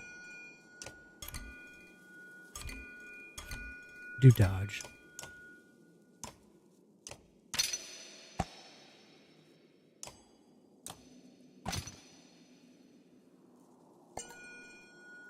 Defy, no. And we'll get Juno leveled up. Oh, we can anyways.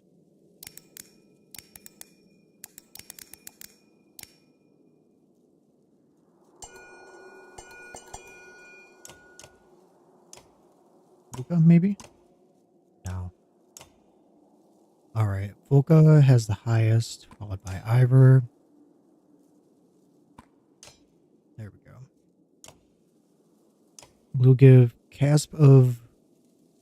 No, wait. Oh, we didn't get that bell, that's right. Okay, so I want to give the class of kin to Castaway. That works for you. +3, no. Knockback and Strength 5 we'll give to Valgard, and Dodge to Juno. Other Dodge to Spar.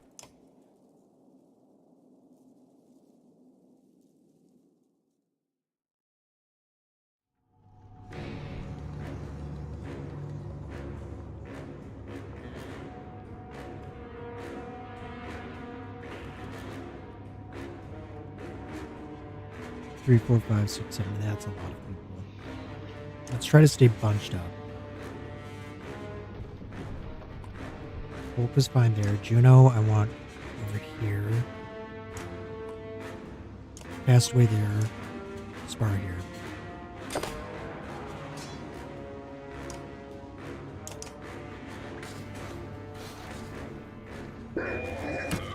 Dude really used all of his additional stuff to just come over here. Okay. Forge ahead.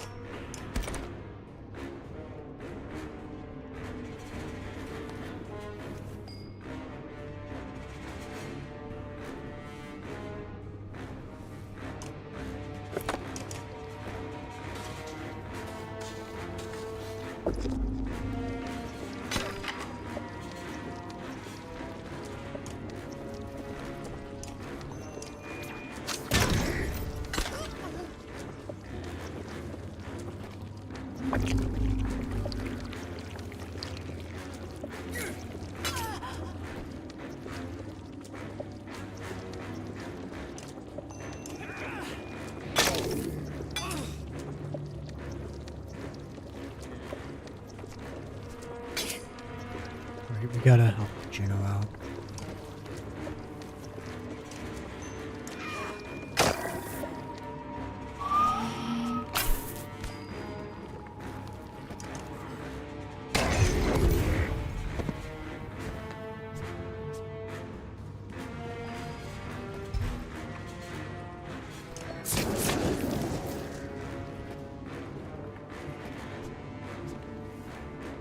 Alright, so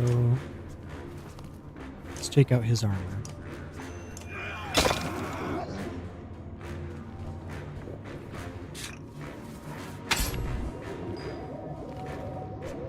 Abilities confuse.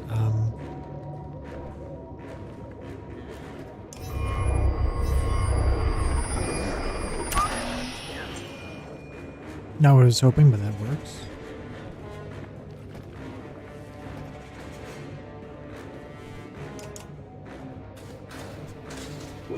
Lucky Star. Not so lucky Star, okay.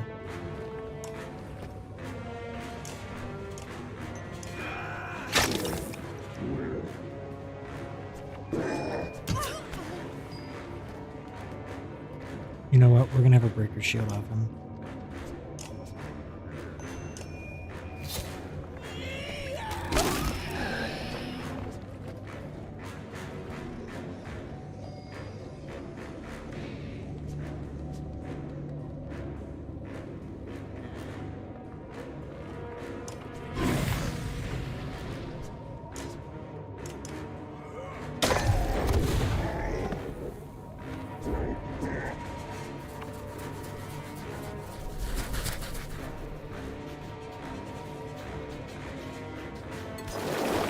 Ooh. Damn, I knew that was gonna take out Fulka.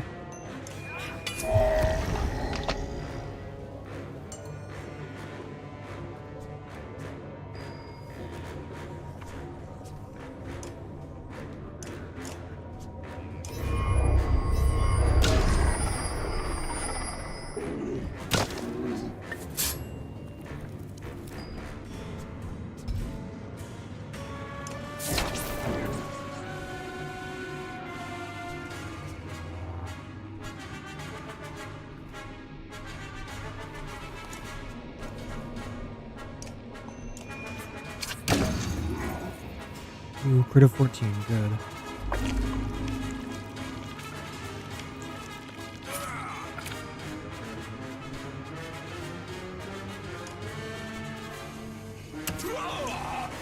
Okay, how did that happen?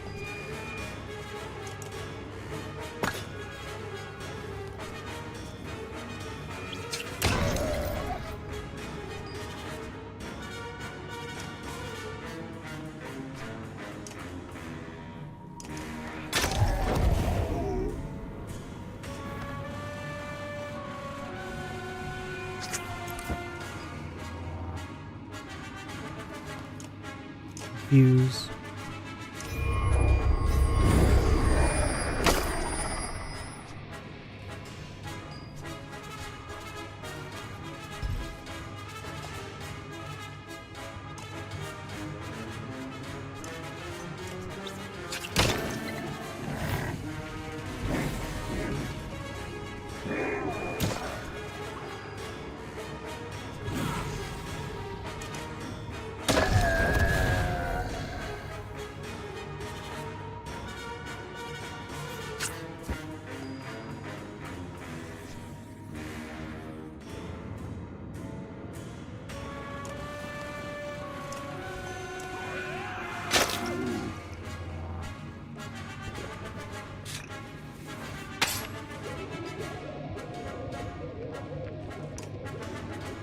Have Juno help take him out.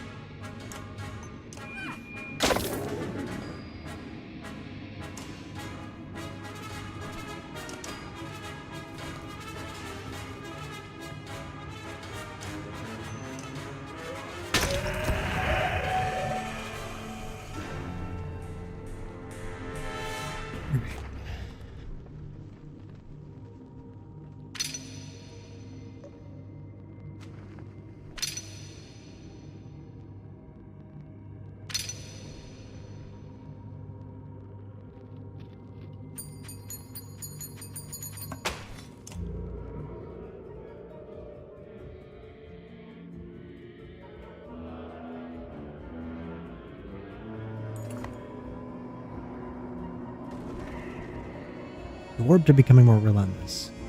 He's still out there, you say, unnerved that something as massive as a bellower can slip secretly through the darkness. You rub your sore neck as you step quickly over warped bodies. Keep your eyes open.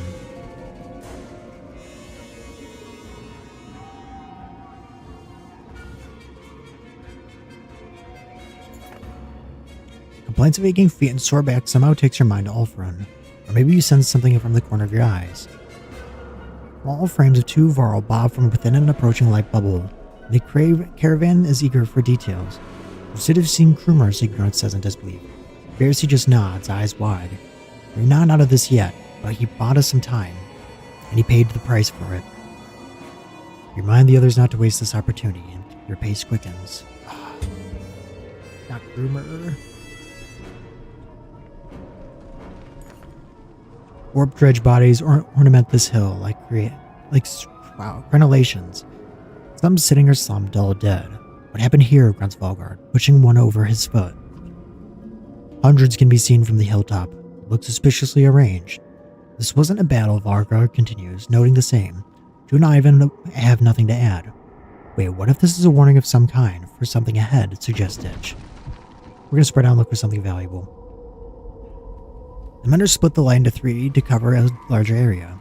There are no terrified shouts for help before you as you reconverge, but Ditch does find an unusual trinket clasped tightly in one of their hands. A few of you have come to the same conclusion. Mass suicide. These dredge appear to have entered each other before the darkness reached them, rather than be twisted alive. Leaves a pit in your stomach to wonder if the survivors in Aberrang might do the same. Caravan leaves the macabre scene behind. Oh, and we lost a decent amount of time, but it's fine. The white tower that looked like a toothpick when I first saw it now soars above our heads, dwarfing any structure made by kings or WoW. This is where our troubles began. And with luck, where they will end. Right, we will continue, but give me a moment to get more to drink.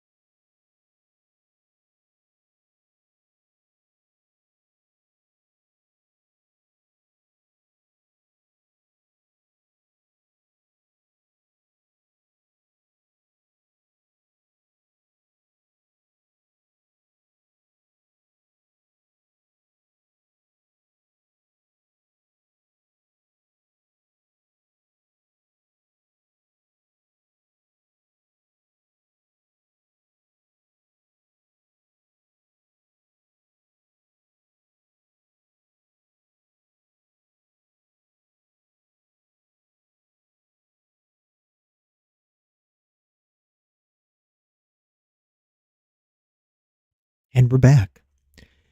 If Aberrang's story is written on a tapestry, the edges are becoming frayed. The menders are dying, a few left to the warp, a couple of stray arrows and mad revolters, one to exhaustion. Zephyr pulled them back to the next set of walls. The noose tightens. Not everybody can scramble to the safer ground, and you can see the lurching bodies of the fallen, just beyond the black veil. Gone, but not dead.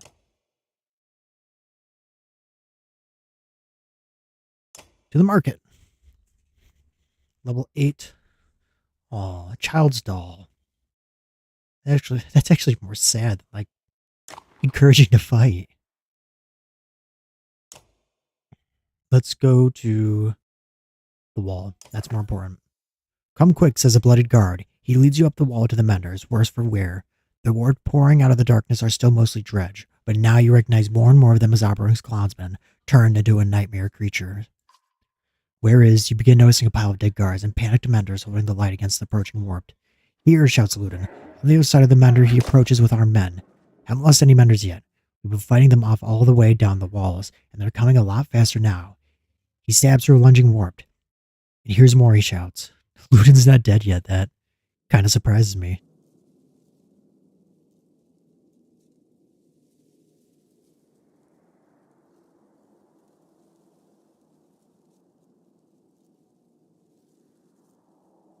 Let's see. Yrsa's injured. So instead of Yrsa, we'll take Oddleaf. Deirdre can be leveled up. Give her more willpower.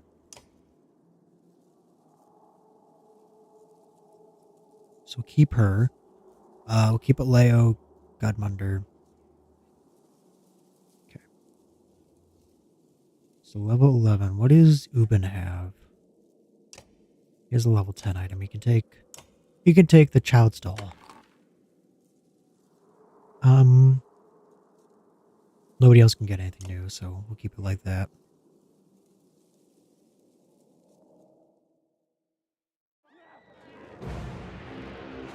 Okay, I do not like how we're positioned here.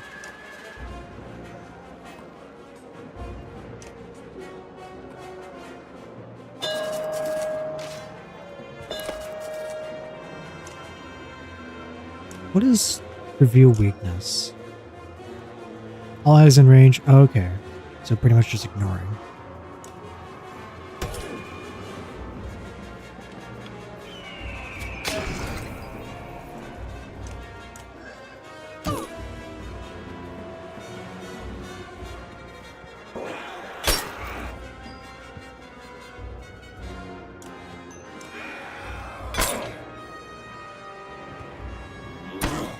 Oh, they're gonna try and kill Lubin.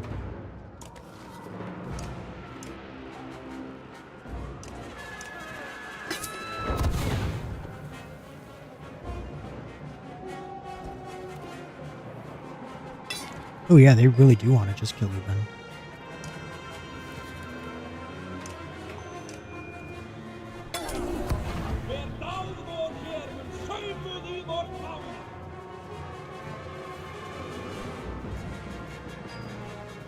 God, I love the music in this game. Just weaken that archer. Which they absorb, okay.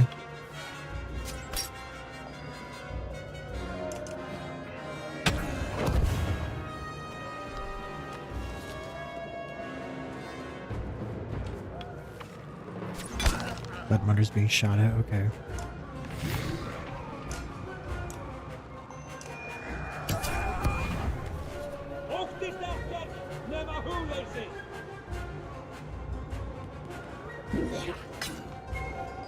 Lubin might have to be withdrawn. We'll take out this archer though. I thought we were, okay.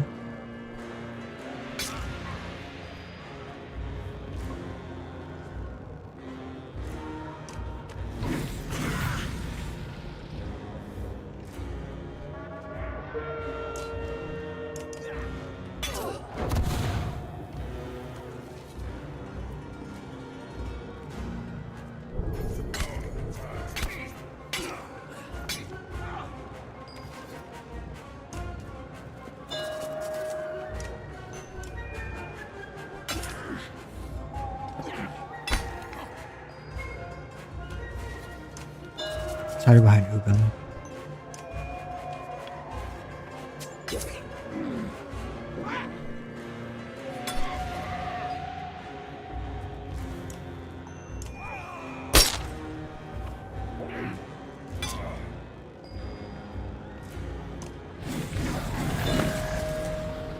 It's fine, Bastion can take him out one hit.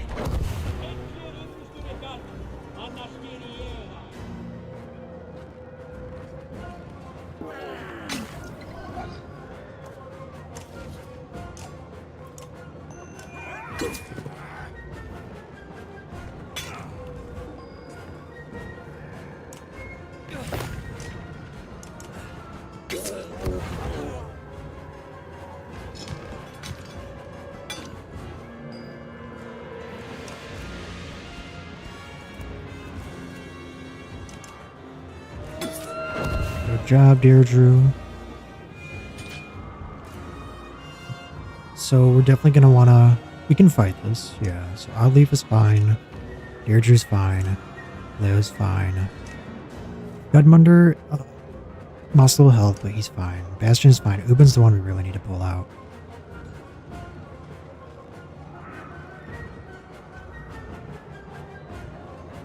Let's. He did 16 damage, 14, 18. Yeah, let's bring in Mogre.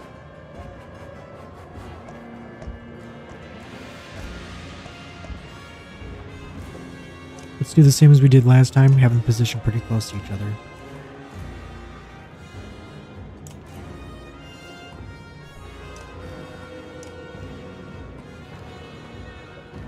No, not flee. I meant to press fight.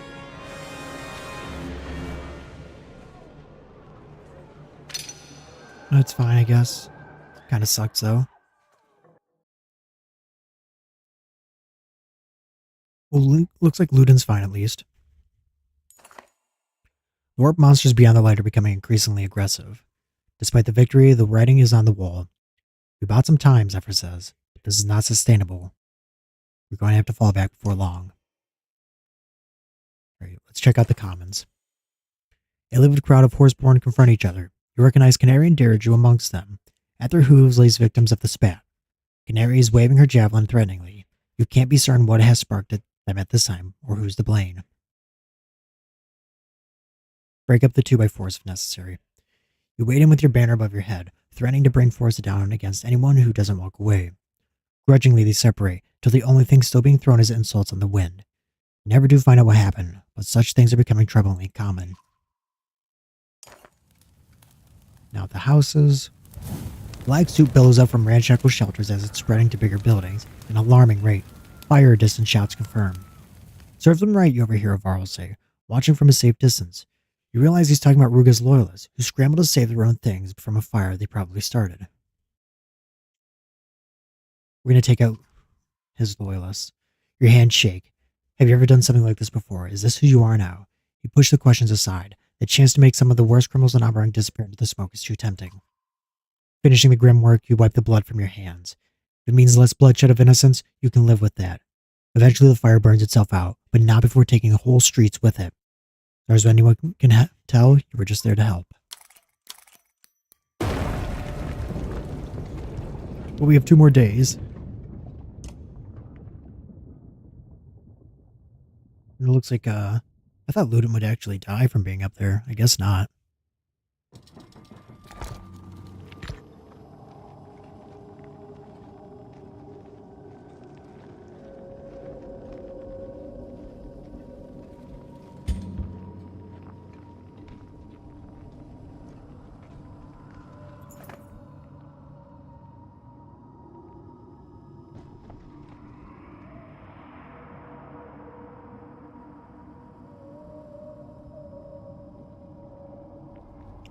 In the back of your mind, you always knew it was coming. A fearsome figure stands before the White Tower for a crowd of warped terrors. Almost started to worry you wouldn't make it, Bulwark growls. Knew I'd see your smiling faces again. I was expecting the serpent myself. The serpent carved a path for me straight to this place. Must have been pretty desperate if it brought you here to deal with us. On the contrary, seems like a great idea to me. Go ahead and try some mind tricks, see what this rage really looks like. This is the last chance for reason, Bulwark. Your ravens can still survive this. They're not mine anymore, witch. You know, I saw this place in my dreams. So this is where the Valka did all their dirty deeds, stole your powers. Never thought I'd end up taking the dredge's side. I didn't come all this way to feel here. Ooh, wait a minute.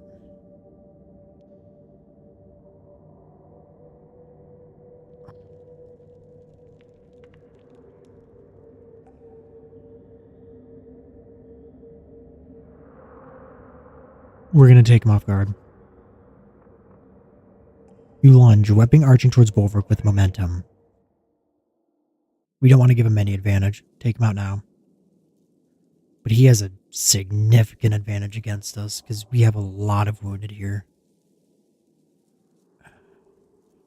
We got to play this smart. So, obviously we need Ivor. We'll keep Juno. Want you. What does Alfred do again? She's uninjured, but I don't know if I want 2 menders. We'll take Volka, Allguard, and we'll take Bercy.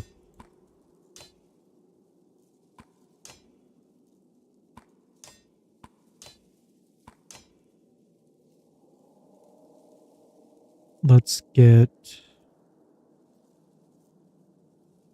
We can't level up Bercy. Let's get Volka leveled up.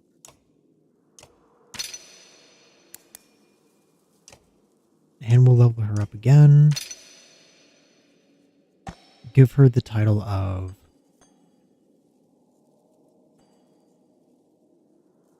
the Mountain.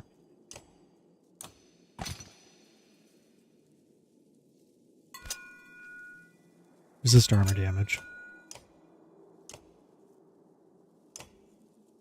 Ring Mother. The ring is said to have 8 children, each with his 3 talents. Oh, the thing is, I don't have anybody. Oh, wait, no. 14? 13? This 10 can go to Volca.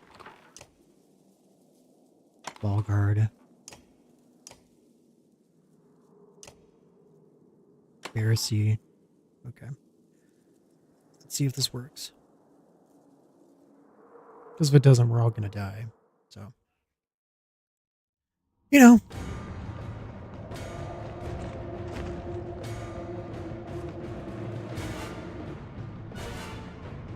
I'm going to guess this is the final boss.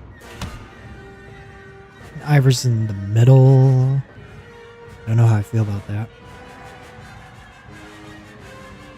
Got some 21 damage. Okay. What are these? Ooh, okay. So they'll have to walk around it. Alright.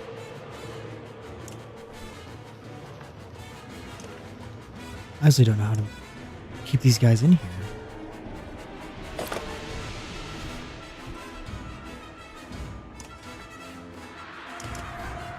Okay, Bulwark's just gonna...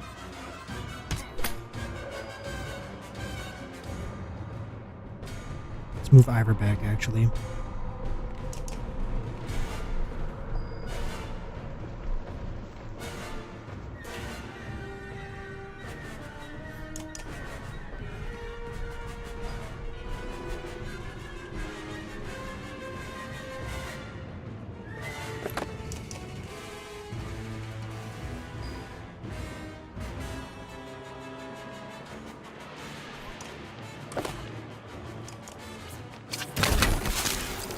Ah, okay. So it hits in the direction, or goes out in the direction of his head.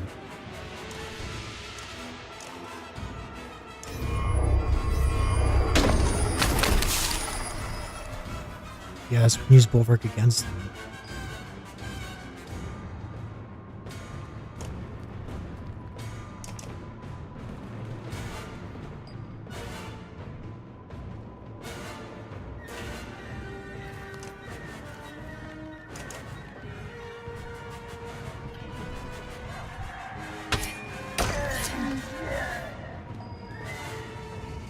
Not what I wanted, but okay. Pharisee might have been the wrong choice.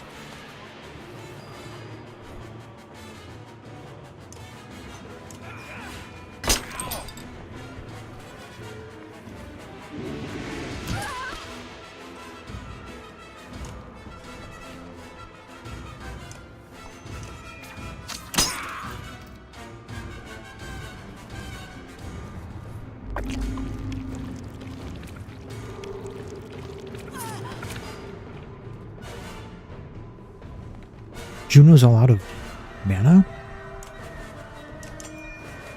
That's bad. That's actually really bad. I wonder if I take out Bulwark if I end the match.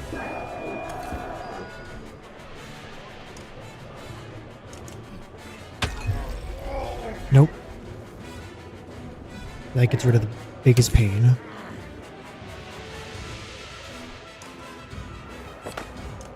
I'm just Sundering Impact.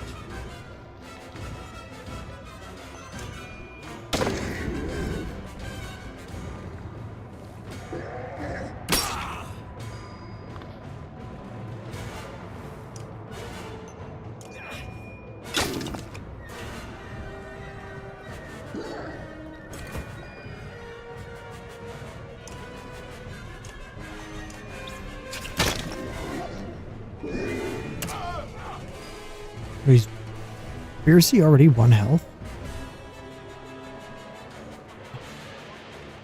Okay. Abilities confuse.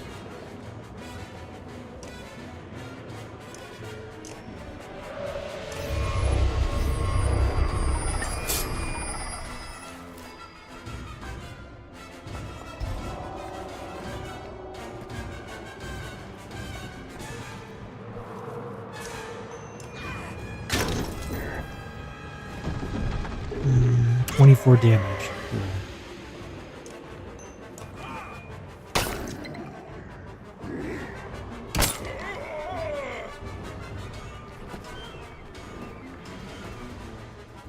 Abilities, Sundering Impact.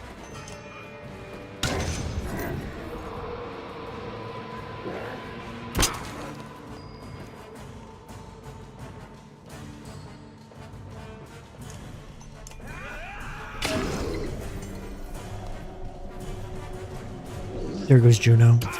No? Okay. Deflect.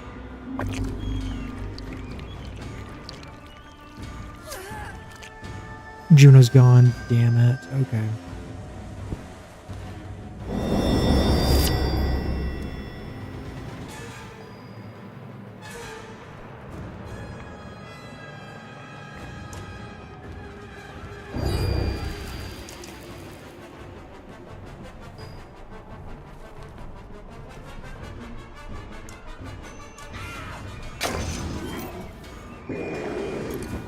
Dodge, okay. Abilities, battering ram. Let's do that.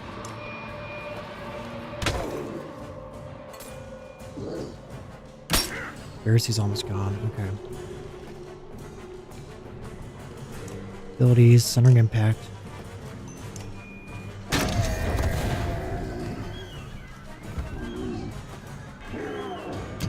Pharisee's gone. Okay.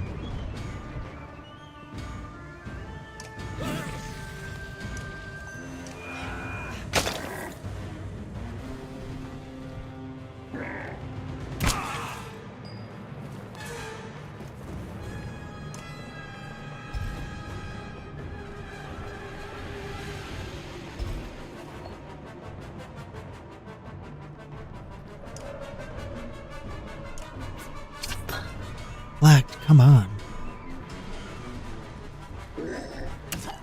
There goes Ivor.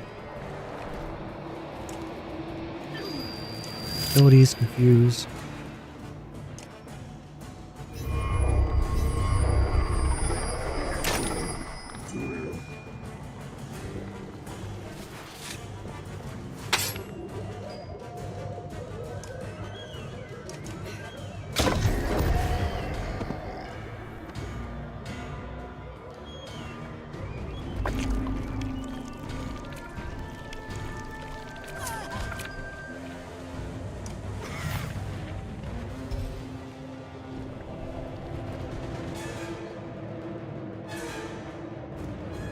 What if I do that?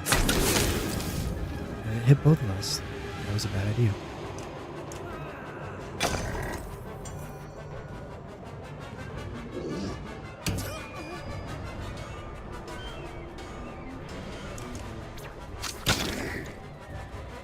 We might have to restart this fight.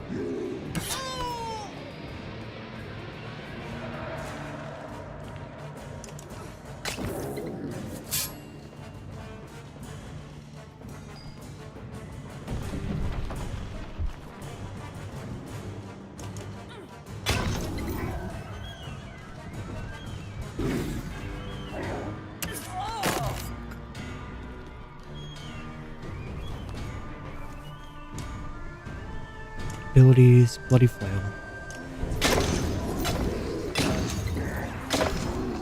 Not as much as I wanted. And focus down.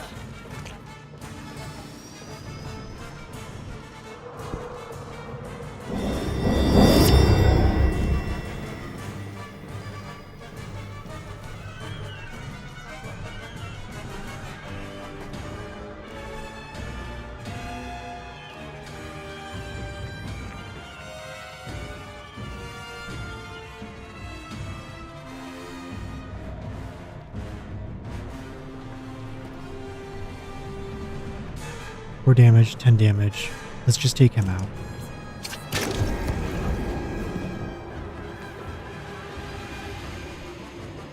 Okay, Juno.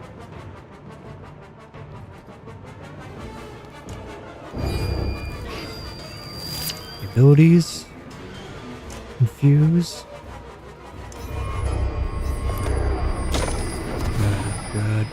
Good.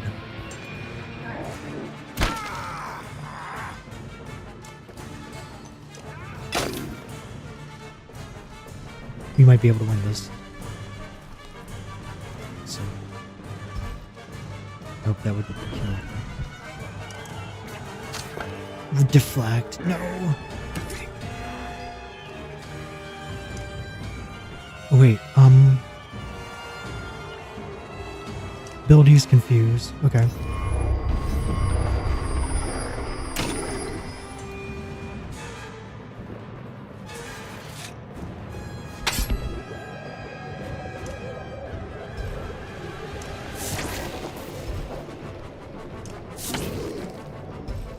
Just weaken as much as possible. 5 damage. Okay.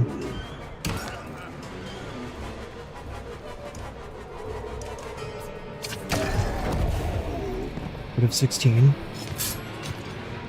Definitely do this.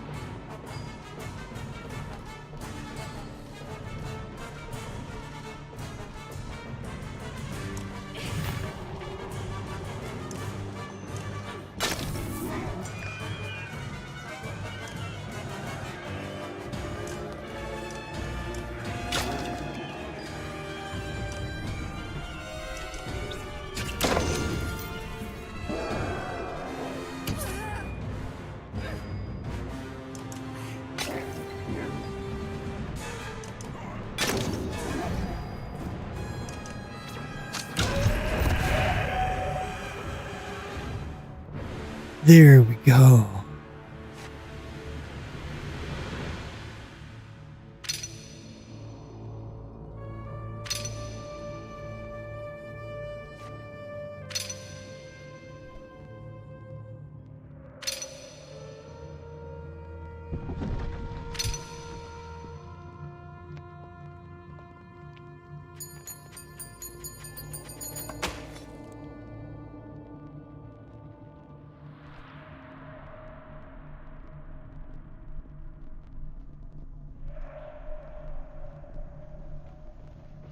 Alright, I have a feeling that was the final thing we need to do. So, before we continue, I will be right back.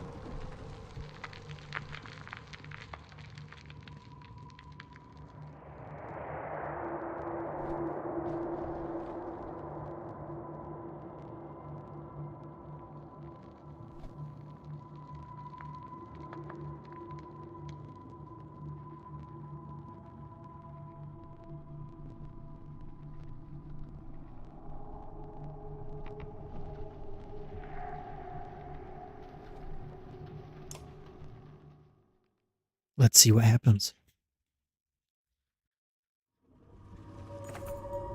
You glance up. The white tower is much taller than you imagine. Tall enough to reach the sun, you wonder. A trick of perspective? No. There really are that many stairs. Bulwark doesn't look right, still as he is, but it doesn't rise again. Ravens stare, wearing a wide range of emotions on their faces. You have no time to gape yourself. You drag Avon towards the tower, where the stairs spiral upwards beyond sight. You take the first of many steps. Final chapter. And Aberrang survived.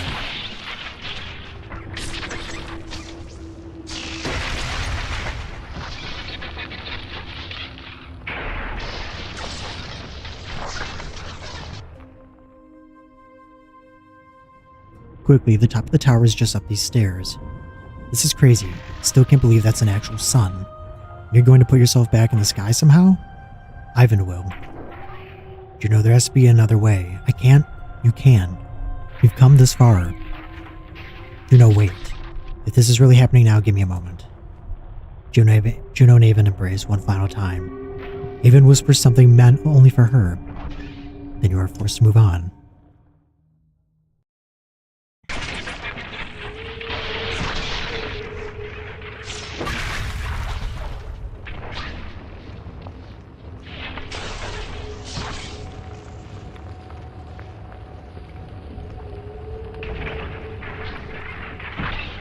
The world lives or dies here. This is it.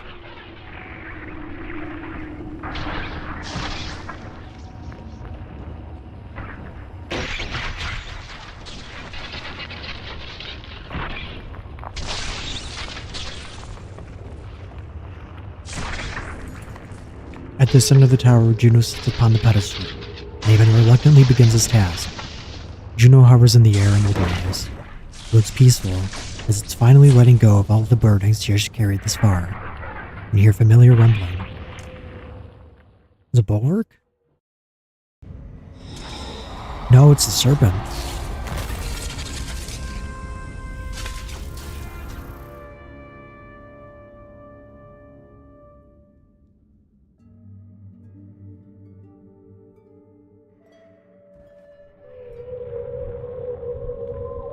The serpent raises its tattered head above the tower top. It speaks in an ancient tongue as before. Begone, creature, you don't even have the strength to crush this tower anymore. The serpent continues its low, undulting speech, like smoke rolling over the sea water. Avon stops, but he's listening. Orthu Savel. What does it want? It's giving up. It wants to make a deal. Half a prophecy of extinction, it says. The darkness will lift, and it will spare Aberrang. It consumes only half the world. Half the world in exchange for what? Juno's energy. By releasing the serpent, Juno will be gone, but she won't suffer. You tell Avon is seriously considering it. Avon, this isn't what we came here to do. Things change, Ivor. This is out of your hands now. Tell me why. Have I not earned that at least?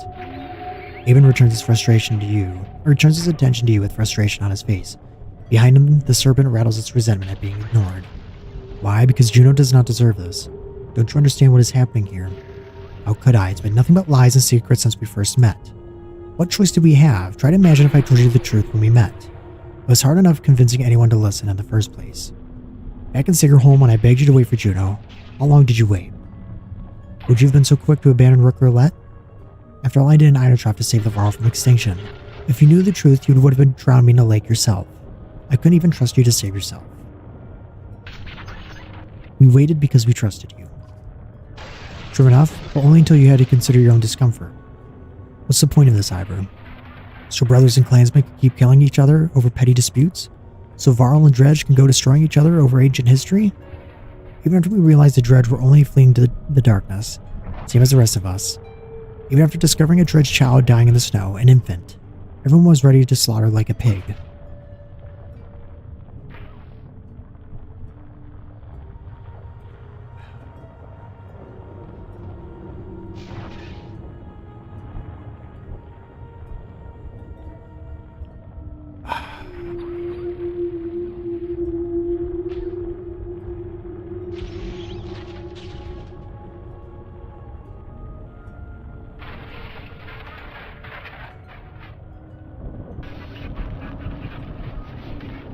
Oh man.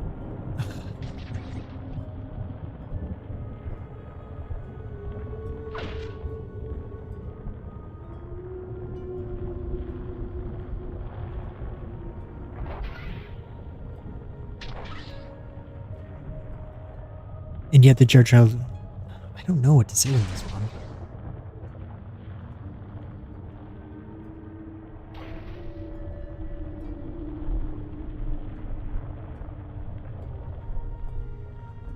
Okay, because I want to say the Dredge shot lives on, but that might antagonize him.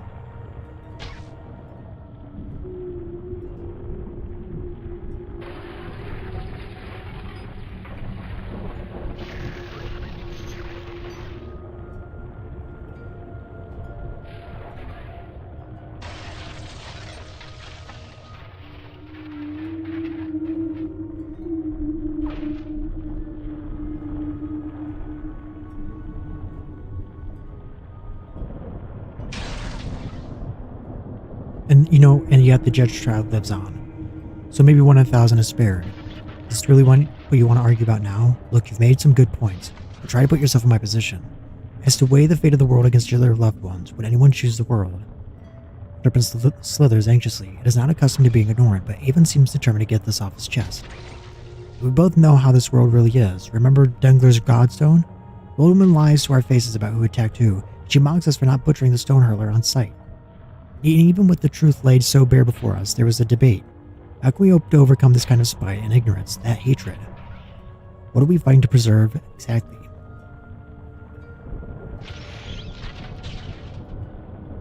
I will continue to hope until the day there's nothing to hope for.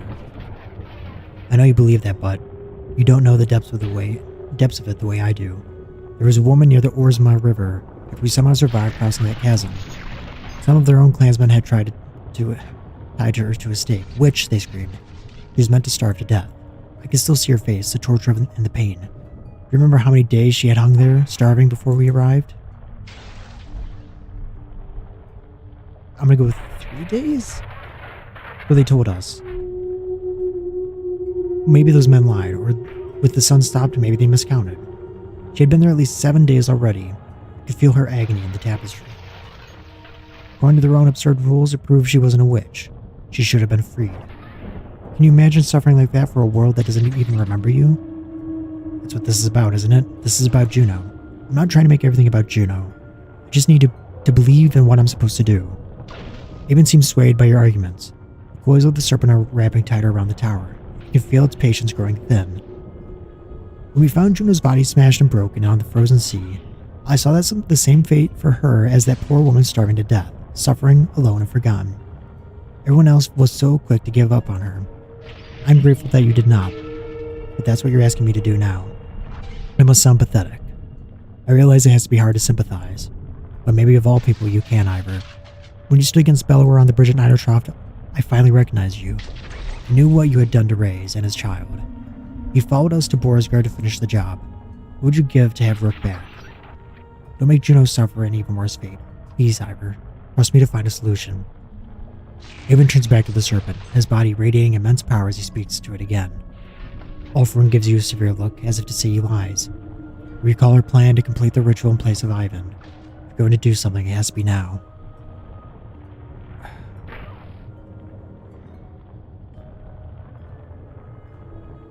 Ivan, this isn't what Juno wanted. Ivan again stops speaking to the serpent, but this time he turns to you with sorrow instead of anger. Juno is everything this world deserves. Instead, you got me. I'm so tired, Ivor. Courage. This was the hard part. Forgive me, Juno. I'll love you always.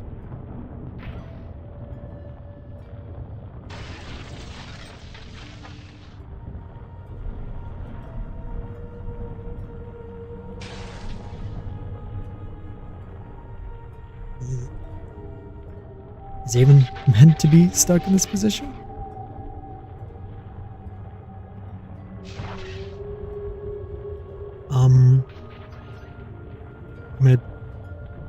I think the game might have broke again. I don't know why Banner Saga 3 is like so broken. Whether it's the saves or kind of like bugs like this. I'm gonna guess this isn't supposed to be like that.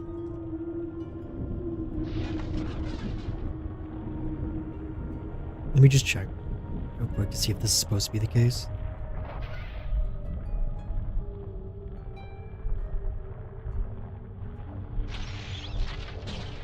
Yeah, I know.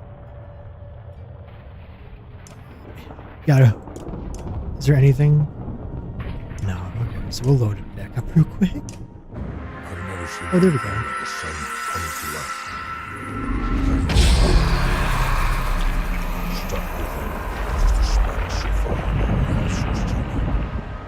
Turned the darkness into light.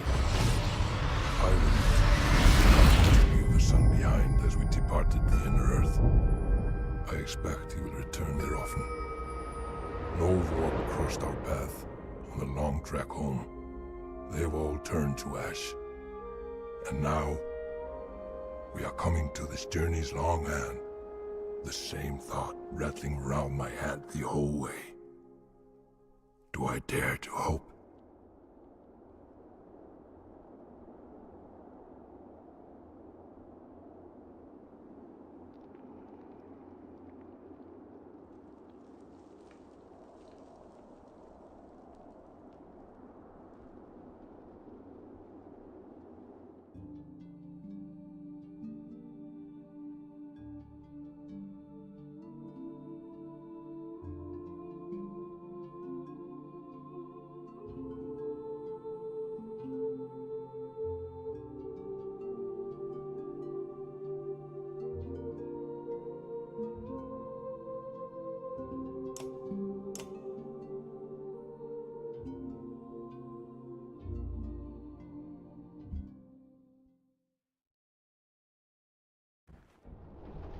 It's almost hard to believe they really did it.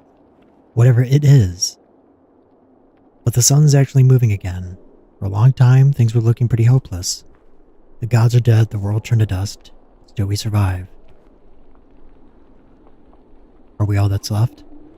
I don't think so. Life will return. Grass and green will sprout from the dust. I believe there are survivors, far in the north, perhaps huddled around godstones. South of the darkness, there may still be horseborn fleeing across fields, or ships of men are dredged without sunder. So we rebuild. I just wish my dad could have been here to see this. I know how proud he would have been. For a long time now, I've been thinking of an epic poem. You'll never guess the inspiration. Would you care to hear what I got? Yeah, sure. Aleo smiles and draws his lute from around his back. He sings with a brightness in his voice. Only the sun has stopped, got with keen-edged sword. Little did they sleep, must they not come home. Weary the weight of the sun, of our bones the hills, the slayer and the slain. From their homes must all flee and cast their home into the air. To speak in all tongues, where the foe may lurk, and destined days shall come. The fetters will burst, brothers fight, and kinship sane. And in fear quake all. The true hero comes reluctantly, raising high their shining light. Alas, the sea is still dead and wide, their hounds are a-hungered. We live as we were, we live as we will live, with all the mighty grief that was ours and theirs. Only few will remember it now. Aleo gives a little cough to indicate he's done. It's not bad, a little bleak maybe. Could use a couple more verses at the end there. Aleo laughs. Aye, you're right, it certainly could. Hey, what's that? Do you see it? You squint into the ashes of the twisted land, spread out across the horizon. Alif's right, something there is moving. It looks like a line of people, and at the front, is that Ivor?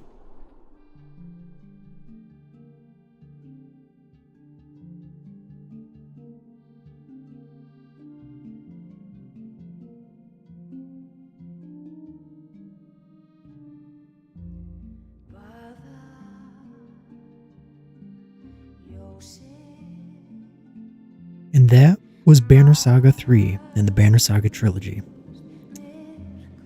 I want to thank you all for joining me on this very, very long adventure.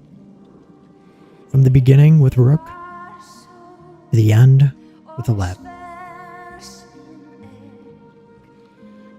We faced off against Dredge, recruited the Horseborn, recruited the remaining remnants of the Varl, fended off a Serpent, killed the Volca, fended off Bulwark multiple times, and now we finally saved the world.